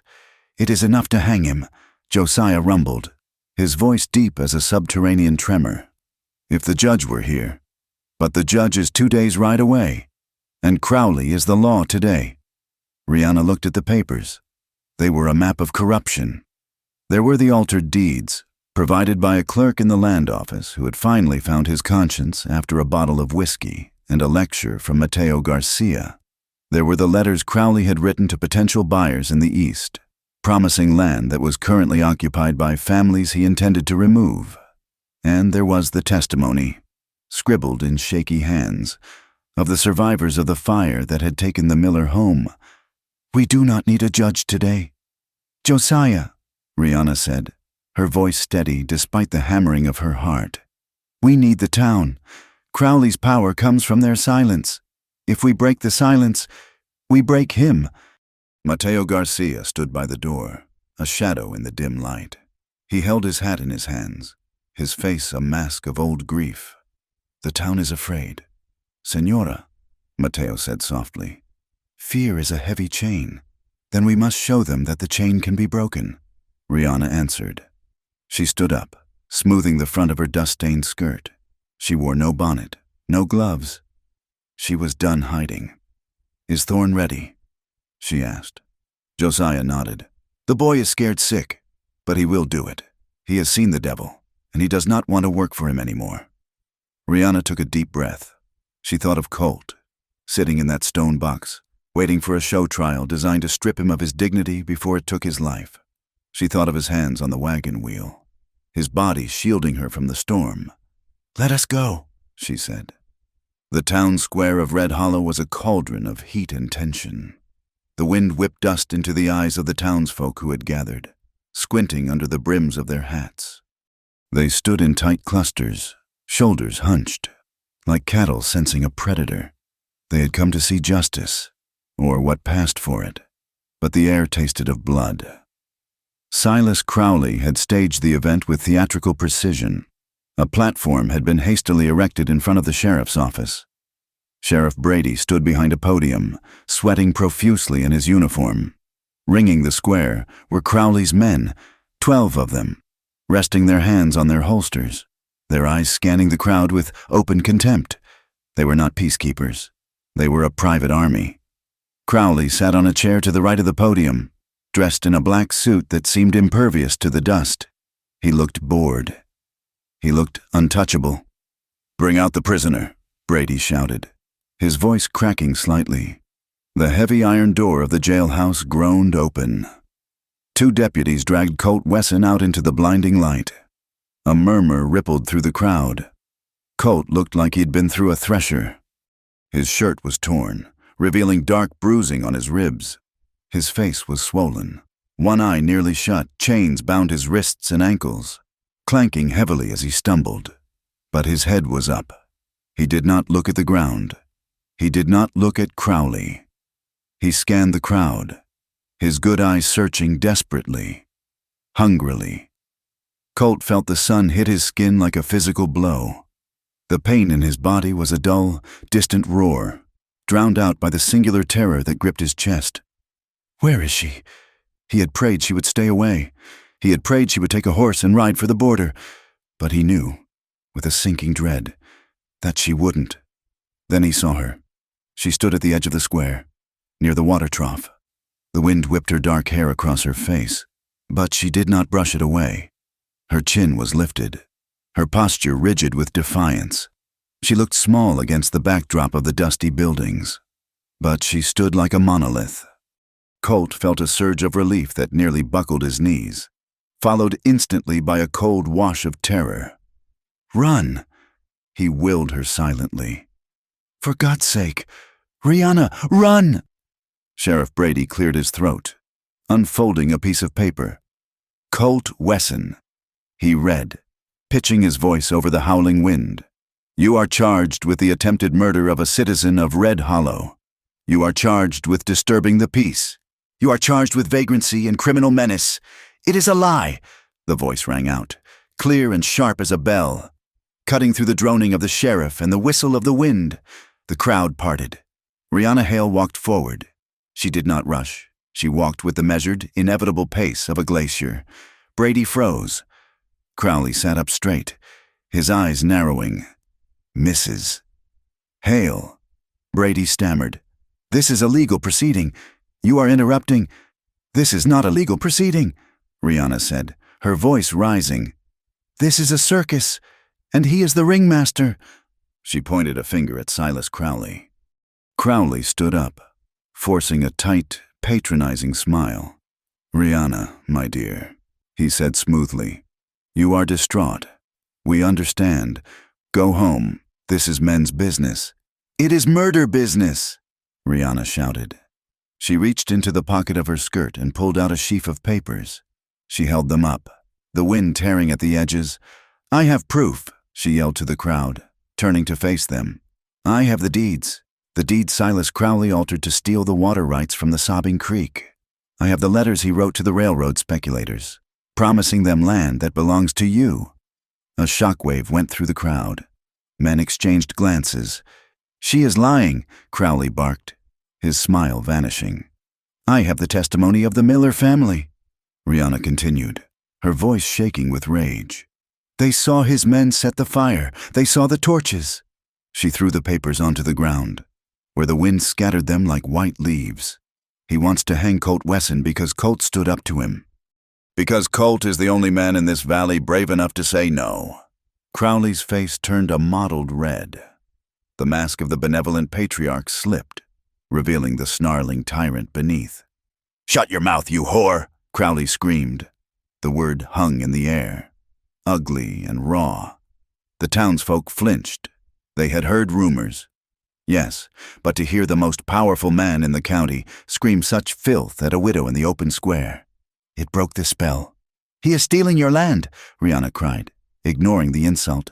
He is bleeding you dry, and he is killing anyone who stands in his way. Are you men, or are you just sheep waiting for the slaughter? Seize her, Crowley roared, pointing a trembling finger at Rihanna. Arrest that woman. 3 of Crowley's men stepped forward, hands going to their guns. No, the word was spoken softly, but it carried the weight of doom.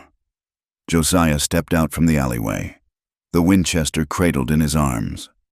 He walked with his limp, but he moved with the authority of a man who had tamed towns wilder than this. Stand down, boys, Josiah said, unless you want to meet your maker today. Crowley's men hesitated. They knew Josiah. They knew he didn't miss. Kill them, Crowley shrieked, losing all control. Kill them all. Chaos erupted. Crowley's men drew their weapons. The crowd screamed and scattered, diving for cover behind rain barrels and porches. In the confusion, Deputy Thorne, pale as a sheet, moved. He didn't draw his gun. He lunged toward Josiah, not to attack, but to collide. In the tangle, a set of heavy iron keys passed from a sweating palm to a calloused one. Josiah tossed the keys through the air. They glittered in the sun, a silver arc against the blue sky. Colt saw them coming. He snatched them out of the air with his chained hands. He didn't fumble. He jammed the key into the wrist irons, twisting violently. The lock clicked. The chains fell away. Colt Wesson roared. It was a sound of pure, unadulterated fury. He didn't wait to unlock his ankles. He shuffled forward, grabbing the nearest deputy by the collar and hurling him into the dirt. He snatched the man's gun from its holster. "Rihanna!" Colt screamed. "Get down!" The first shot cracked, shattering the window of the general store. The square dissolved into a war zone. The wind, as if sensing the violence, picked up its tempo, turning the air into a blinding slurry of dust. Visibility dropped to 20 feet. Rihanna dove behind a horse trough as a bullet chipped the wood inches from her head. She scrambled for the rifle Josiah had left leaning against the wood. She brought it up, her hand steady despite the terror clawing at her throat. She was not a soldier, but she was a woman defending her life. She saw Epps, his arm in a sling, raising a pistol toward Josiah. She didn't think. She fired. The bullet kicked up dirt at Epps's feet, sending him scrambling back. Colt was moving through the dust like a phantom. He fired 2 shots, forcing Crowley's men to keep their heads down. He reached down and unlocked the ankle chains, kicking them free. He was loose. He was armed. And he was angry. He fought his way toward the trough, ducking as a bullet whistled past his ear. "Rihanna!" he shouted, sliding in beside her. "Are you hit?" she gasped, looking at the blood on his wrists. "I am fine," Colt said, his chest heaving. "We have to move. We are pinned down here. Josiah and Mateo were providing covering fire from the blacksmith shop doorway, their guns flashing in the gloom. But Crowley's men were regrouping, flanking them. To the rocks!" Colt yelled to Josiah, "Get to the high ground." They broke cover. They ran through the swirling dust, figures appearing and disappearing like ghosts. Bullets snapped through the air like angry hornets. The wind howled, drowning out the shouts and the screams. The battle spilled out of the square, past the livery, and into the open scrubland at the edge of town. The dust storm was a living thing now, a sepia wall that swallowed the world. Rihanna ran, her lungs burning, her skirt tearing on the brush. She could hear Colt breathing hard beside her, firing blindly behind them to keep the pursuers at bay. They scrambled up a rocky rise, a cluster of boulders that offered the only cover for miles. Josiah and Mateo were already there. "Reloading! They are coming!" Josiah shouted, spitting grit. Below them, in the swirling haze, dark shapes moved. Crowley's men were advancing, using the storm as cover. Suddenly, the firing stopped. A silence fell, heavier than the noise. The wind moaned through the rocks. "Wesson!" Crowley's voice drifted up from the dust. It was close, too close. "I know you are up there, and I know you have the girl." Colt crouched behind a boulder, checking his cylinder. 2 bullets left. He looked at Rihanna. Her face was streaked with dirt and sweat, her eyes wide and bright. "Stay down," he whispered. "Give it up." "Wesson," Crowley shouted, "you are outgunned. Come down, and I will let the others go." Colt looked at Josiah. The old marshal shook his head. "He is lying," Josiah muttered. "I am going to stand up," Colt whispered to Rihanna. "When I do, you run for the canyon." "No," Rihanna hissed, grabbing his arm. "No, Colt, we fight together. There is no fight left. Rihanna, look!" He pointed, through a break in the dust. They saw shadows circling the base of the rise. They were surrounded. Suddenly, a figure loomed out of the dust to their right. It was Crowley himself, having flanked them while his men distracted the front.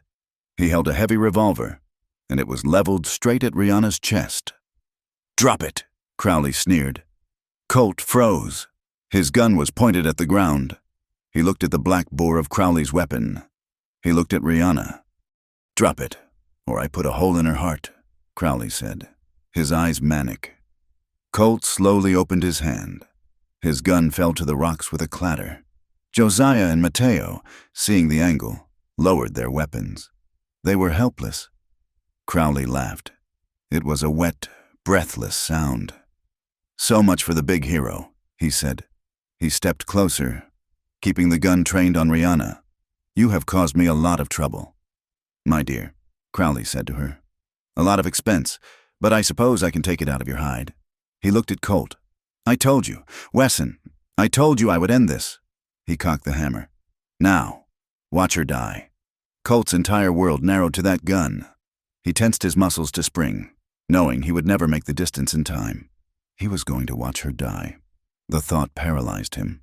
But Rihanna was not paralyzed. She looked at Crowley. She saw the madness in his eyes. She saw the way he held the gun, like a scepter of his power. And she remembered. She remembered Elias holding the lamp.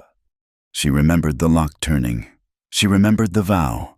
I will bow to no man. She was not a victim. She was not a prize. She was a woman who had survived the fire. Crowley's eyes flickered to Colt for a fraction of a second, savoring the man's agony. In that split second, Rihanna moved. She didn't try to grab the gun. She didn't scream. She drove her right elbow back with every ounce of strength she possessed, slamming it into Crowley's forearm. It was a desperate, uncoordinated blow, but it was enough. Crowley's arm jerked sideways. The gun went off. The report was deafening. Rihanna felt a searing line of fire across her ribs, as if a hot poker had just been dragged across her skin. She stumbled back, gasping, but the shot had gone wide of her heart. Crowley stumbled, off balance, trying to bring the gun back to bear. He never got the chance.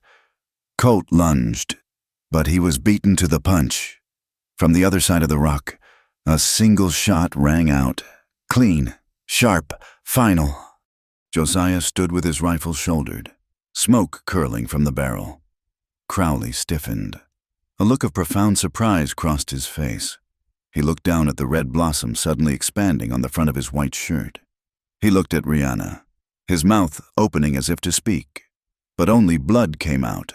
He fell backward. He hit the hard, unforgiving ground with a heavy thud. The dust swirled around him, already beginning to bury him.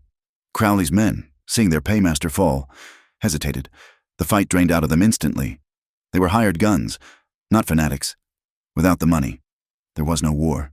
They lowered their weapons, fading back into the dust, vanishing like the bad dreams they were. Colt scrambled over the rocks. Rihanna! He reached her just as her knees gave way. He caught her, lowering her gently to the ground.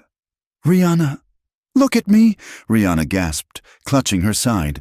Her hand came away red. I am okay, she wheezed. Colt tore his shirt, pressing the fabric against the wound. His hands were shaking so hard he could barely apply pressure. You are shot, he choked out. God, Rihanna, you are shot. It is just a graze, she whispered, grimacing. I ruined his aim. Colt stared at her. He looked at the dead man in the dust, and then back at the woman in his arms. His face was a mask of terror and awe. You crazy, stubborn woman, he whispered, his voice cracking. You could have been killed, but I wasn't, Rihanna said. She reached up, her bloody hand touching his cheek. I wasn't. The wind began to die down. The dust settled slowly, revealing the town below. People were coming out of their homes. They walked slowly toward the rise, silent and shameful. They saw the body of the tyrant. They saw the ex-marshal standing guard. And they saw the cowboy holding the woman who had saved them all. Some men took off their hats. Others looked at the ground, unable to meet Rihanna's gaze. It is over, Mateo said softly, crossing himself. It is finally over. The ride back to the homestead was a blur. The sun was setting by the time they reached the cabin, turning the sky a deep, bloody crimson. The air was cool, the heat of the day finally breaking. Colt helped Rihanna inside. He lit the lamp, his movements jerky and frantic. He boiled water. He found the clean linens. Sit still, he murmured, kneeling beside her chair. He peeled back the fabric of her dress. The bullet had indeed grazed her side, a long, angry furrow along her ribs. It was painful, and it bled freely, but it was not deep. Colt cleaned the wound with warm water. Rihanna hissed through her teeth as the cloth touched the raw skin. "Sorry," Colt whispered. "Sorry." He worked with a tenderness that belied the violence of the day. He wrapped the bandage around her waist, his hands lingering on her skin. When he was done, he sat back on his heels. He didn't move. He kept his head bowed, staring at his hands, which were stained with her blood and the grime of the jail cell. "Colt?" Rihanna said softly. He didn't answer. His shoulders began to shake. He was weeping, silent, racking shudders that tore through his body. The adrenaline had crashed, leaving behind the stark terror of what he had almost lost. Rihanna reached out and touched his hair. "Hey," she whispered. "I am here." Colt looked up. His face was streaked with tears and dirt. He looked young and broken and desperately open. "I thought, when he put that gun on you..." Colt's voice broke. "I couldn't breathe. Rihanna, I couldn't do anything. You didn't have to." Rihanna said, "We did it together." Colt shook his head. "I almost got you killed. My pride, my past. It almost killed you." "No," Rihanna said firmly. "You gave me a reason to fight. Before you, I was just surviving. Today I lived." She leaned forward, wincing slightly at the pull of the bandage. "Come here." Colt hesitated. He looked at her like she was holy, like she was something fragile that he had no right to touch. Rihanna smiled, a soft, tired smile that reached her eyes. "I am not made of glass. Colt, come here." He moved then. He rose to his knees and leaned in. He cupped her face in his hands, his thumbs tracing the line of her cheekbones. He looked at her, asking a silent question. "Are you sure?" Rihanna answered by closing the distance. She kissed him. It was not like the kiss on the porch. That had been desperate, a frantic clutching in the dark. This was slow. This was deep. This was a hunger born of survival. Colt made a sound low in his throat, a moan of surrender. He kissed her back with a reverence that shook her to her core. He tasted of dust and salt and life. His hands moved to her shoulders, careful not to touch her wound. Her hands tangled in his hair, pulling him closer. The walls of the cabin seemed to shrink, the world outside ceasing to exist. There was no Crowley, no town, no drought. There was only the heat of their bodies and the beat of their hearts. Colt pulled back slightly, his forehead resting against hers. "I love you," he whispered. "I love you so much it scares me to death." Rihanna ran her hand down his arm, feeling the hard muscle, the scars of his own battles. "I am scared too," she admitted. "But I am not running." She stood up, pulling him with her. "Stay," she said. Colt looked at her. "Are you sure?" he asked again.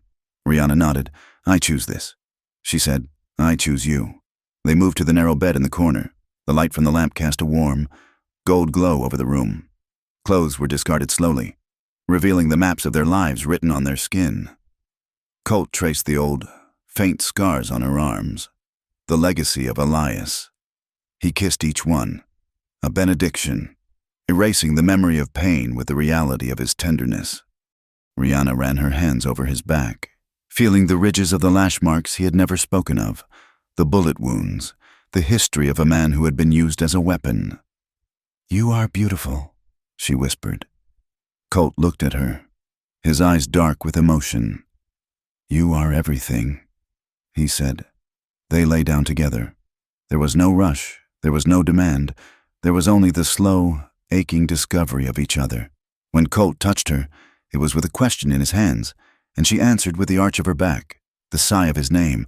For Rihanna, the terror she had feared, the feeling of being trapped, never came. Instead, she felt an opening, a vast, terrifying, wonderful expansion. She was not being taken, she was giving, and in giving, she found she had more power than she had ever known. For Colt, the violence that had defined his life melted away. He was not a killer here. He was a man who could be gentle. He was a man who could be loved. As the night deepened and the wind finally died away outside, they moved together in the dark, a tangle of limbs and breath and whispered promises. They found a rhythm that was theirs alone, a language spoken skin to skin. It was a union born not of possession, but of equal desire. Two solitary souls who had walked through the fire and come out the other side, hand in hand. Later, as they lay entangled in the quilt, Colt kissed the top of her head. "We have a lot of work to do," he murmured sleepily. "The fences, the herd." Rihanna rested her head on his chest, listening to the steady, strong beat of his heart. "Tomorrow," she whispered. "We will worry about the fences tomorrow." Tonight, she was home. The weeks that followed the fall of Silas Crowley were not marked by trumpets or parades. Change, when it finally came to Red Hollow, arrived like the slow turning of a season. It was messy, uneven, and often grudging. The vacuum left by a tyrant is a strange thing. For years, the town had used Crowley's heavy hand as an excuse for their own cowardice. If the water was stolen, it was Crowley's doing. If a neighbor was run off, it was Crowley's men. Now, with the Baron buried in a plot of hard earth on the edge of the cemetery, far from his wife's respectable stone, the town found itself blinking in the harsh light of responsibility. Some of Crowley's hired guns scattered like cockroaches when the lamp is lit. Epps, nursing a shattered arm and a bruised ego, rode south toward the border, likely to find some other dark hole to crawl into. Others, men who had just been hungry and followed the coin, stayed. They walked with their heads down, hat brims pulled low, doing day labor and trying to ignore the hard stares of the people they had once intimidated. Rihanna Hale watched it all from her ridge. She did not go into town often in those early days. She stayed on her land, tending to the wounds the conflict had left behind. Her homestead was a map of the battle. There were black scorch marks on the southern fence posts where the fire had licked close. There were chips in the logs of the cabin wall where stray bullets had bitten into the wood. The trough where she had taken cover still bore the scars of lead, but there were other marks, too. The earth near the well, once dry and cracked, was now dark and overturned. Ready for seed? Young saplings, spindly but determined, had been planted along the windbreak, their roots drinking from the water that was finally, rightfully hers. The herd, bolstered by the strays Colt had rounded up and the few head the neighbors had returned in a fit of guilty conscience, grazed on grass that seemed to have grown greener since the shadow of the Crowley ranch had lifted. Rihanna stood on her porch one morning, wiping her hands on her apron. She felt an exhaustion that went down to her marrow, a bone-deep weariness from years of holding up the sky on her own shoulders. But beneath the fatigue, there was something else, a lightness. It was as if a steel band that had been tightened around her chest for a decade had finally snapped, allowing her to take a full, deep breath. She was not just surviving anymore. She was living, and she was not alone. Colt Wesson came out of the barn, carrying a sack of feed on one shoulder. He moved with a limp, a legacy of a horse kick from a week ago. Not the gunfight, but his stride was easy. He wasn't looking over his shoulder anymore. The hunted look in his eyes, the one that tracked every shadow and flinched at every snapping twig, had smoothed out into a quiet vigilance. He stopped by the porch, dropping the sack with a heavy thud. "Fence is down in the north pasture," he said. "Looks like that old bull tried to walk right through it." Rihanna poured him a cup of coffee from the pot she had brought outside. "That bull has more determination than sense," she said, just like his owner. Colt took the cup, his fingers brushing hers. The contact was casual, familiar, but it still sent a warm current through her. "I was thinking," Colt said, blowing on the steam, "we should extend that pasture, push the line back to the creek bend. The grass is better there." Rihanna leaned against the railing, crossing her arms. "That is too close to the canyon edge," she countered. "One storm, and we lose half the herd over the drop. We can reinforce the wire," Colt argued, though his tone was mild. "Double posts. It would give them another 10 acres of grazing." "And who's going to dig those post holes in this rock?" Rihanna asked, raising an eyebrow. "You, with that bad leg?" "I have dug in worse," Colt said, grinning over the rim of his cup. We will wait until spring, Rihanna decided. We need to focus on the barn roof before the snow comes. Colt looked at her. A month ago, he might have just nodded and done what he was told, or he might have packed his roll and left, chafing under an order. Now, he just nodded slowly, weighing her words.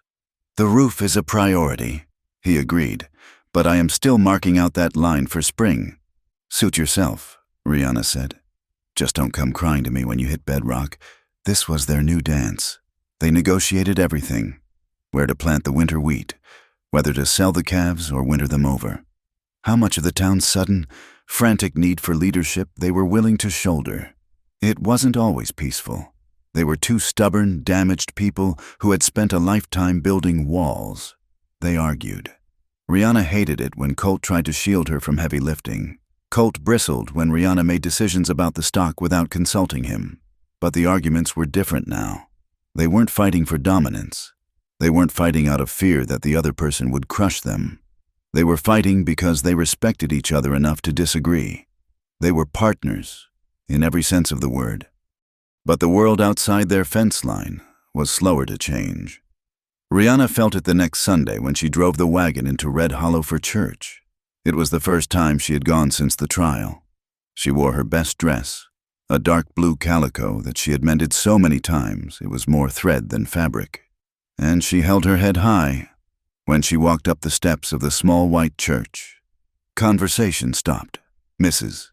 Higgins, the banker's wife, turned her back deliberately, adjusting her shawl with a sharp, angry motion. Two young women whispered behind their hands, their eyes darting to Rihanna's waist, looking for signs of scandal. Rihanna felt the old heat rise in her cheeks, the defensive anger that made her want to reach for the shotgun she had left under the wagon seat. They still saw her as that woman, the one who lived alone, the one who had taken a gunman into her bed without the sanctity of a ring. She walked down the aisle, her boots loud on the pine floorboards. She sat in her usual pew, alone. But then, something shifted. Mrs. Gable, the widow who ran the bakery, hesitated in the aisle. She was a timid woman, one who had always followed the herd. She looked at Mrs. Higgins, then she looked at Rihanna. She took a breath, smoothed her skirt, and slid into the pew next to Rihanna. "Good morning, Mrs. Hale," the widow whispered, her face pink. Rihanna looked at her in surprise. "Good morning, Mrs. Gable." "I was wondering," the widow stammered, keeping her eyes forward. "I have that plot of land behind the bakery. It is choked with weeds. I was wondering if, well, you seem to know about land. I was wondering if you might tell me what would grow there." Rihanna felt a lump form in her throat. It was a small thing, a tiny, insignificant questions about turnips or potatoes. But it was a bridge. "I would be happy to look at it," Rihanna whispered back. Later, outside the general store, Rihanna was loading supplies when a rancher named Miller, no relation to the family who had burned out, approached her. He was a hard man, one who had been vocal about women knowing their place in the past. "Mrs. Hale," he grunted, tipping his hat an inch. "Mr. Miller, I see you are running Wesson's herd with yours," he said. "I am," Rihanna said, bracing herself for an insult. "That red bull of his," Miller said, looking at his boots. "He throws good calves. If you are looking to stud him out, I would offer a fair price, better than Crowley ever gave." Rihanna studied him. She saw the shame in his eyes, the awkward attempt to make amends for years of silence while Crowley squeezed them all dry. "I will talk to Mr. Wesson," Rihanna said evenly. "It is a partnership. We make decisions together." Miller nodded, accepting the rebuke and the new reality. "You let me know. Ma'am, it wasn't a parade. It wasn't total acceptance." Men still muttered that she wore the pants and was unnatural. But the ice was cracking. Life on the homestead settled into a rhythm of hard work and quiet evenings. The challenges didn't stop just because the villain was dead. The drought lingered, a persistent, thirsty ghost. Storms still rolled off the mountains, tearing at the shingles and terrifying the horses. Wolves still prowled the perimeter, their eyes glowing green in the lantern light. but they faced them together. When a dust storm blew in, rattling the windows, Rihanna didn't huddle alone in her bed. She sat by the fire with Colt, mending harness while he whittled a new handle for the axe. When the wolves howled, Colt didn't stand guard alone. Rihanna stood on the porch with him, her rifle in the crook of her arm, watching his back. And when the work was done, there was the porch. They sat there every evening as the sun went down, watching the sky turn from blue to bruised purple to starry black. They sat close, their shoulders touching. Rihanna would rest her hand on Colt's knee. He would cover it with his own. They didn't need to talk much. The silence between them was no longer heavy with things unsaid. It was comfortable. It was a rest. One evening, deep in July, the heat was relentless. It hung over the valley like a wet wool blanket, stifling and heavy. They had spent 12 hours mending the west fence, dragging heavy posts through rocky soil. They were both covered in dust. It was in their hair, their clothes, the lines of their faces. They smelled of sweat and horses and sagebrush. "Let us go to the creek," Colt said, wiping grit from his forehead. Rihanna looked at him. "It is barely a trickle." "Colt, it is wet," Colt said with a crooked grin. "That is enough." They walked down to the creek bed in the twilight. The water was low, pooling in the deeper bends, clear and cool over the stones. The cottonwoods provided a canopy of privacy, shielding them from the open range. Rihanna hesitated on the bank. Old habits of modesty, of fear, were hard to break. But Colt was already unbuttoning his shirt. He stripped it off, revealing the bronze skin of his back, the muscles shifting as he moved. He turned to her, his eyes soft. "There is no one here but the crickets." "Rihanna," he said. Rihanna unbuttoned her dress. She let it fall to the grass. She stepped out of her chemise, feeling the air cool against her skin. She waded into the water. It was shockingly cold, a delicious shock to her overheated system. She gasped, splashing water onto her arms. Colt waded in beside her. The water only came up to their waists. He splashed water over his head, shaking his hair like a dog. Rihanna laughed. It was a sound she hadn't heard from herself in years, a genuine, bubbling laugh that rose up from her chest without checking for permission. "You look like a wet terrier," she teased. Colt laughed too. It was a rough, rusty sound, unused to the light. "And you look like a river spirit," he said, "only muddier." He reached out and scooped a handful of water, letting it run over her shoulder. He began to wash the dust from her skin. His hands were gentle, reverent. He washed her arms, her neck, the curve of her collarbone where the water glittered like diamonds in the fading light. Rihanna closed her eyes, leaning into his touch. The fear that had once paralyzed her, the fear of a man's hands, was gone. In its place was a warmth that started in her belly and spread to her fingertips.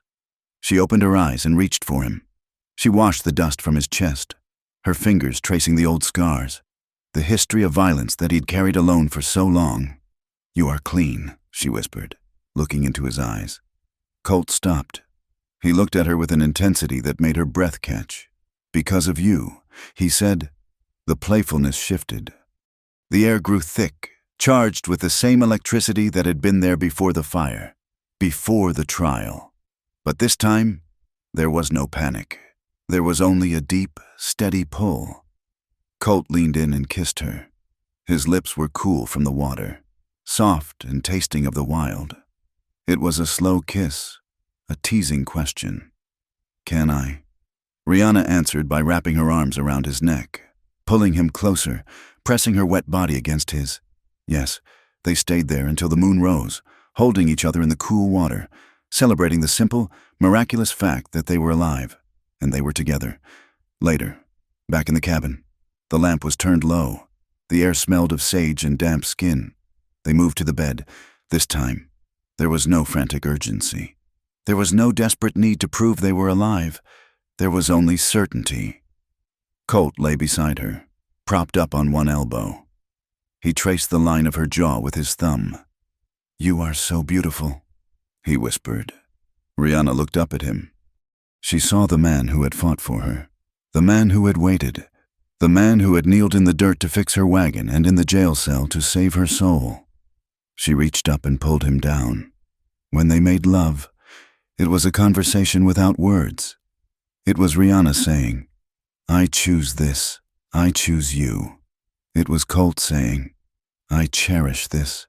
I cherish you." He learned the rhythm of her breath. She learned the sound of his sigh. They moved together, slow and unhurried, exploring the landscape of each other's bodies with the same care they gave to the land. There were tears, tears of relief, of old grief finally releasing its grip.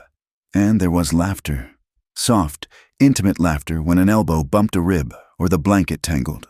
Rihanna lay back, feeling Colt's weight, and realized that she was not being crushed.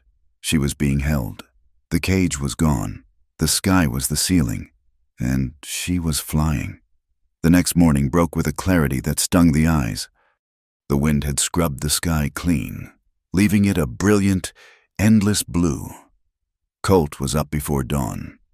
Rihanna woke to the smell of coffee and the sound of the wagon being hitched. She dressed quickly and went out to the porch. Colt was waiting, wearing a clean shirt and his best hat. "Where are we going?" Rihanna asked, squinting in the light. "For a ride," Colt said. "Get your hat." He helped her up onto the wagon bench. He didn't tell her where they were going.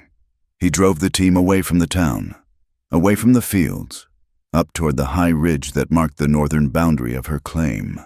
The trail was rough, winding through scrub oak and piles of granite. The wagon lurched and groaned, but Colt drove with a steady hand. They reached the top of the ridge near noon. Colt pulled on the reins. Whoa, the view was breathtaking. From here, they could see the entire valley. They could see the patchwork of the fields, the ribbon of the creek flashing silver in the sun, the tiny cluster of roofs that was Red Hollow.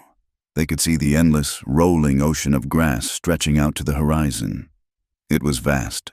It was indifferent. It was beautiful. Colt set the brake and turned to her. He took off his hat, holding it in his hands. The wind caught his hair, blowing it back from his forehead. He looked nervous. Rihanna had seen him face down 3 gunmen without flinching, but now his hands were trembling slightly. "Rihanna," he said. He climbed down from the wagon and walked around to her side. He reached up and helped her down. They stood on the edge of the world, just sky and earth and wind. Colt took a breath. He looked at her, his gray eyes open and vulnerable. "I have been a lot of things in my life," he said. "A drifter, a hired gun, a coward." "You are not a coward," Rihanna interrupted softly. "I was," Colt said. "I was afraid of everything that mattered. Until I met you." He dropped to one knee. Rihanna's breath hitched. She looked down at him. He wasn't kneeling like a servant. He wasn't kneeling like a man defeated. He was kneeling like a man offering a gift that he wasn't sure was worthy. "I don't have much," Colt said. "I have a horse, a gun, and a past that I wish I could forget. But I have 2 hands that will work for you until they break, and I have a heart that beats only because you are in the world." He reached into his pocket and pulled out a small object. It wasn't a gold ring. It was a band of polished iron, forged from a horseshoe nail, twisted into a delicate knot. "I am not asking to own you." "Rihanna," Colt said, his voice cracking, "I know better than anyone that you belong to no one but yourself. I am not asking you to walk behind me." He looked up at her, and the fear in his eyes was naked. "I am asking if you will let me walk beside you. I am asking if you will share my name. Not to erase yours, but to stand with it." And he held up the ring. "My greatest fear isn't dying. Rihanna, it is waking up one morning and realizing that I lost the best part of me. Please, be my partner. Be my wife." Rihanna looked at the iron ring. It was rough. It was strong. It was made of the same stuff that held their world together. She felt the tears prick her eyes, hot and sudden. She remembered the banker telling her she would be better off married so a man could handle the burdens. She remembered Crowley offering her safety in exchange for submission. Colt was offering neither. He was offering a struggle. He was offering a fight, but he was offering to fight it with her. She reached down and took his hands. "Stand up, Colt Wesson," she said, her voice fierce. Colt stood, uncertainty clouding his face. Rihanna took the ring from his hand. She slipped it onto her own finger. It fit perfectly. "I will not walk behind you," she said, looking him in the eye. "And I will not walk beneath you, but I will walk beside you. Through the drought, through the fire, through the hell that this land throws at us." She stepped closer, gripping his lapels. "You are my shelter, Colt, and I will be yours." Colt let out a ragged breath, a sound of pure, unadulterated relief. He wrapped his arms around her, lifting her off her feet, burying his face in her neck. "Thank you," he whispered. "Thank you." They stood there on the ridge, two small figures against the vastness of the west, holding on to each other as the wind whipped their clothes and the hawks circled overhead. They made their promises not to a priest or a judge, but to the sky and the earth. Months passed. The seasons turned. The scorching heat of summer gave way to the golden, crisp light of autumn. The homestead on the ridge was different now. The cabin had been expanded, a new room added to the back. The barn roof was tight and new. A small garden, fenced against the rabbits, grew stubborn rows of squash and beans near the kitchen door. There were voices, too. Two hired hands, young men who had drifted in looking for work and found a fair wage and a fair table, were repairing a wagon wheel near the barn. A few children from the neighboring farm, the Miller kids, were chasing the chickens, their laughter bright and sharp in the cooling air. Rihanna stood on the porch, wiping her hands on a towel.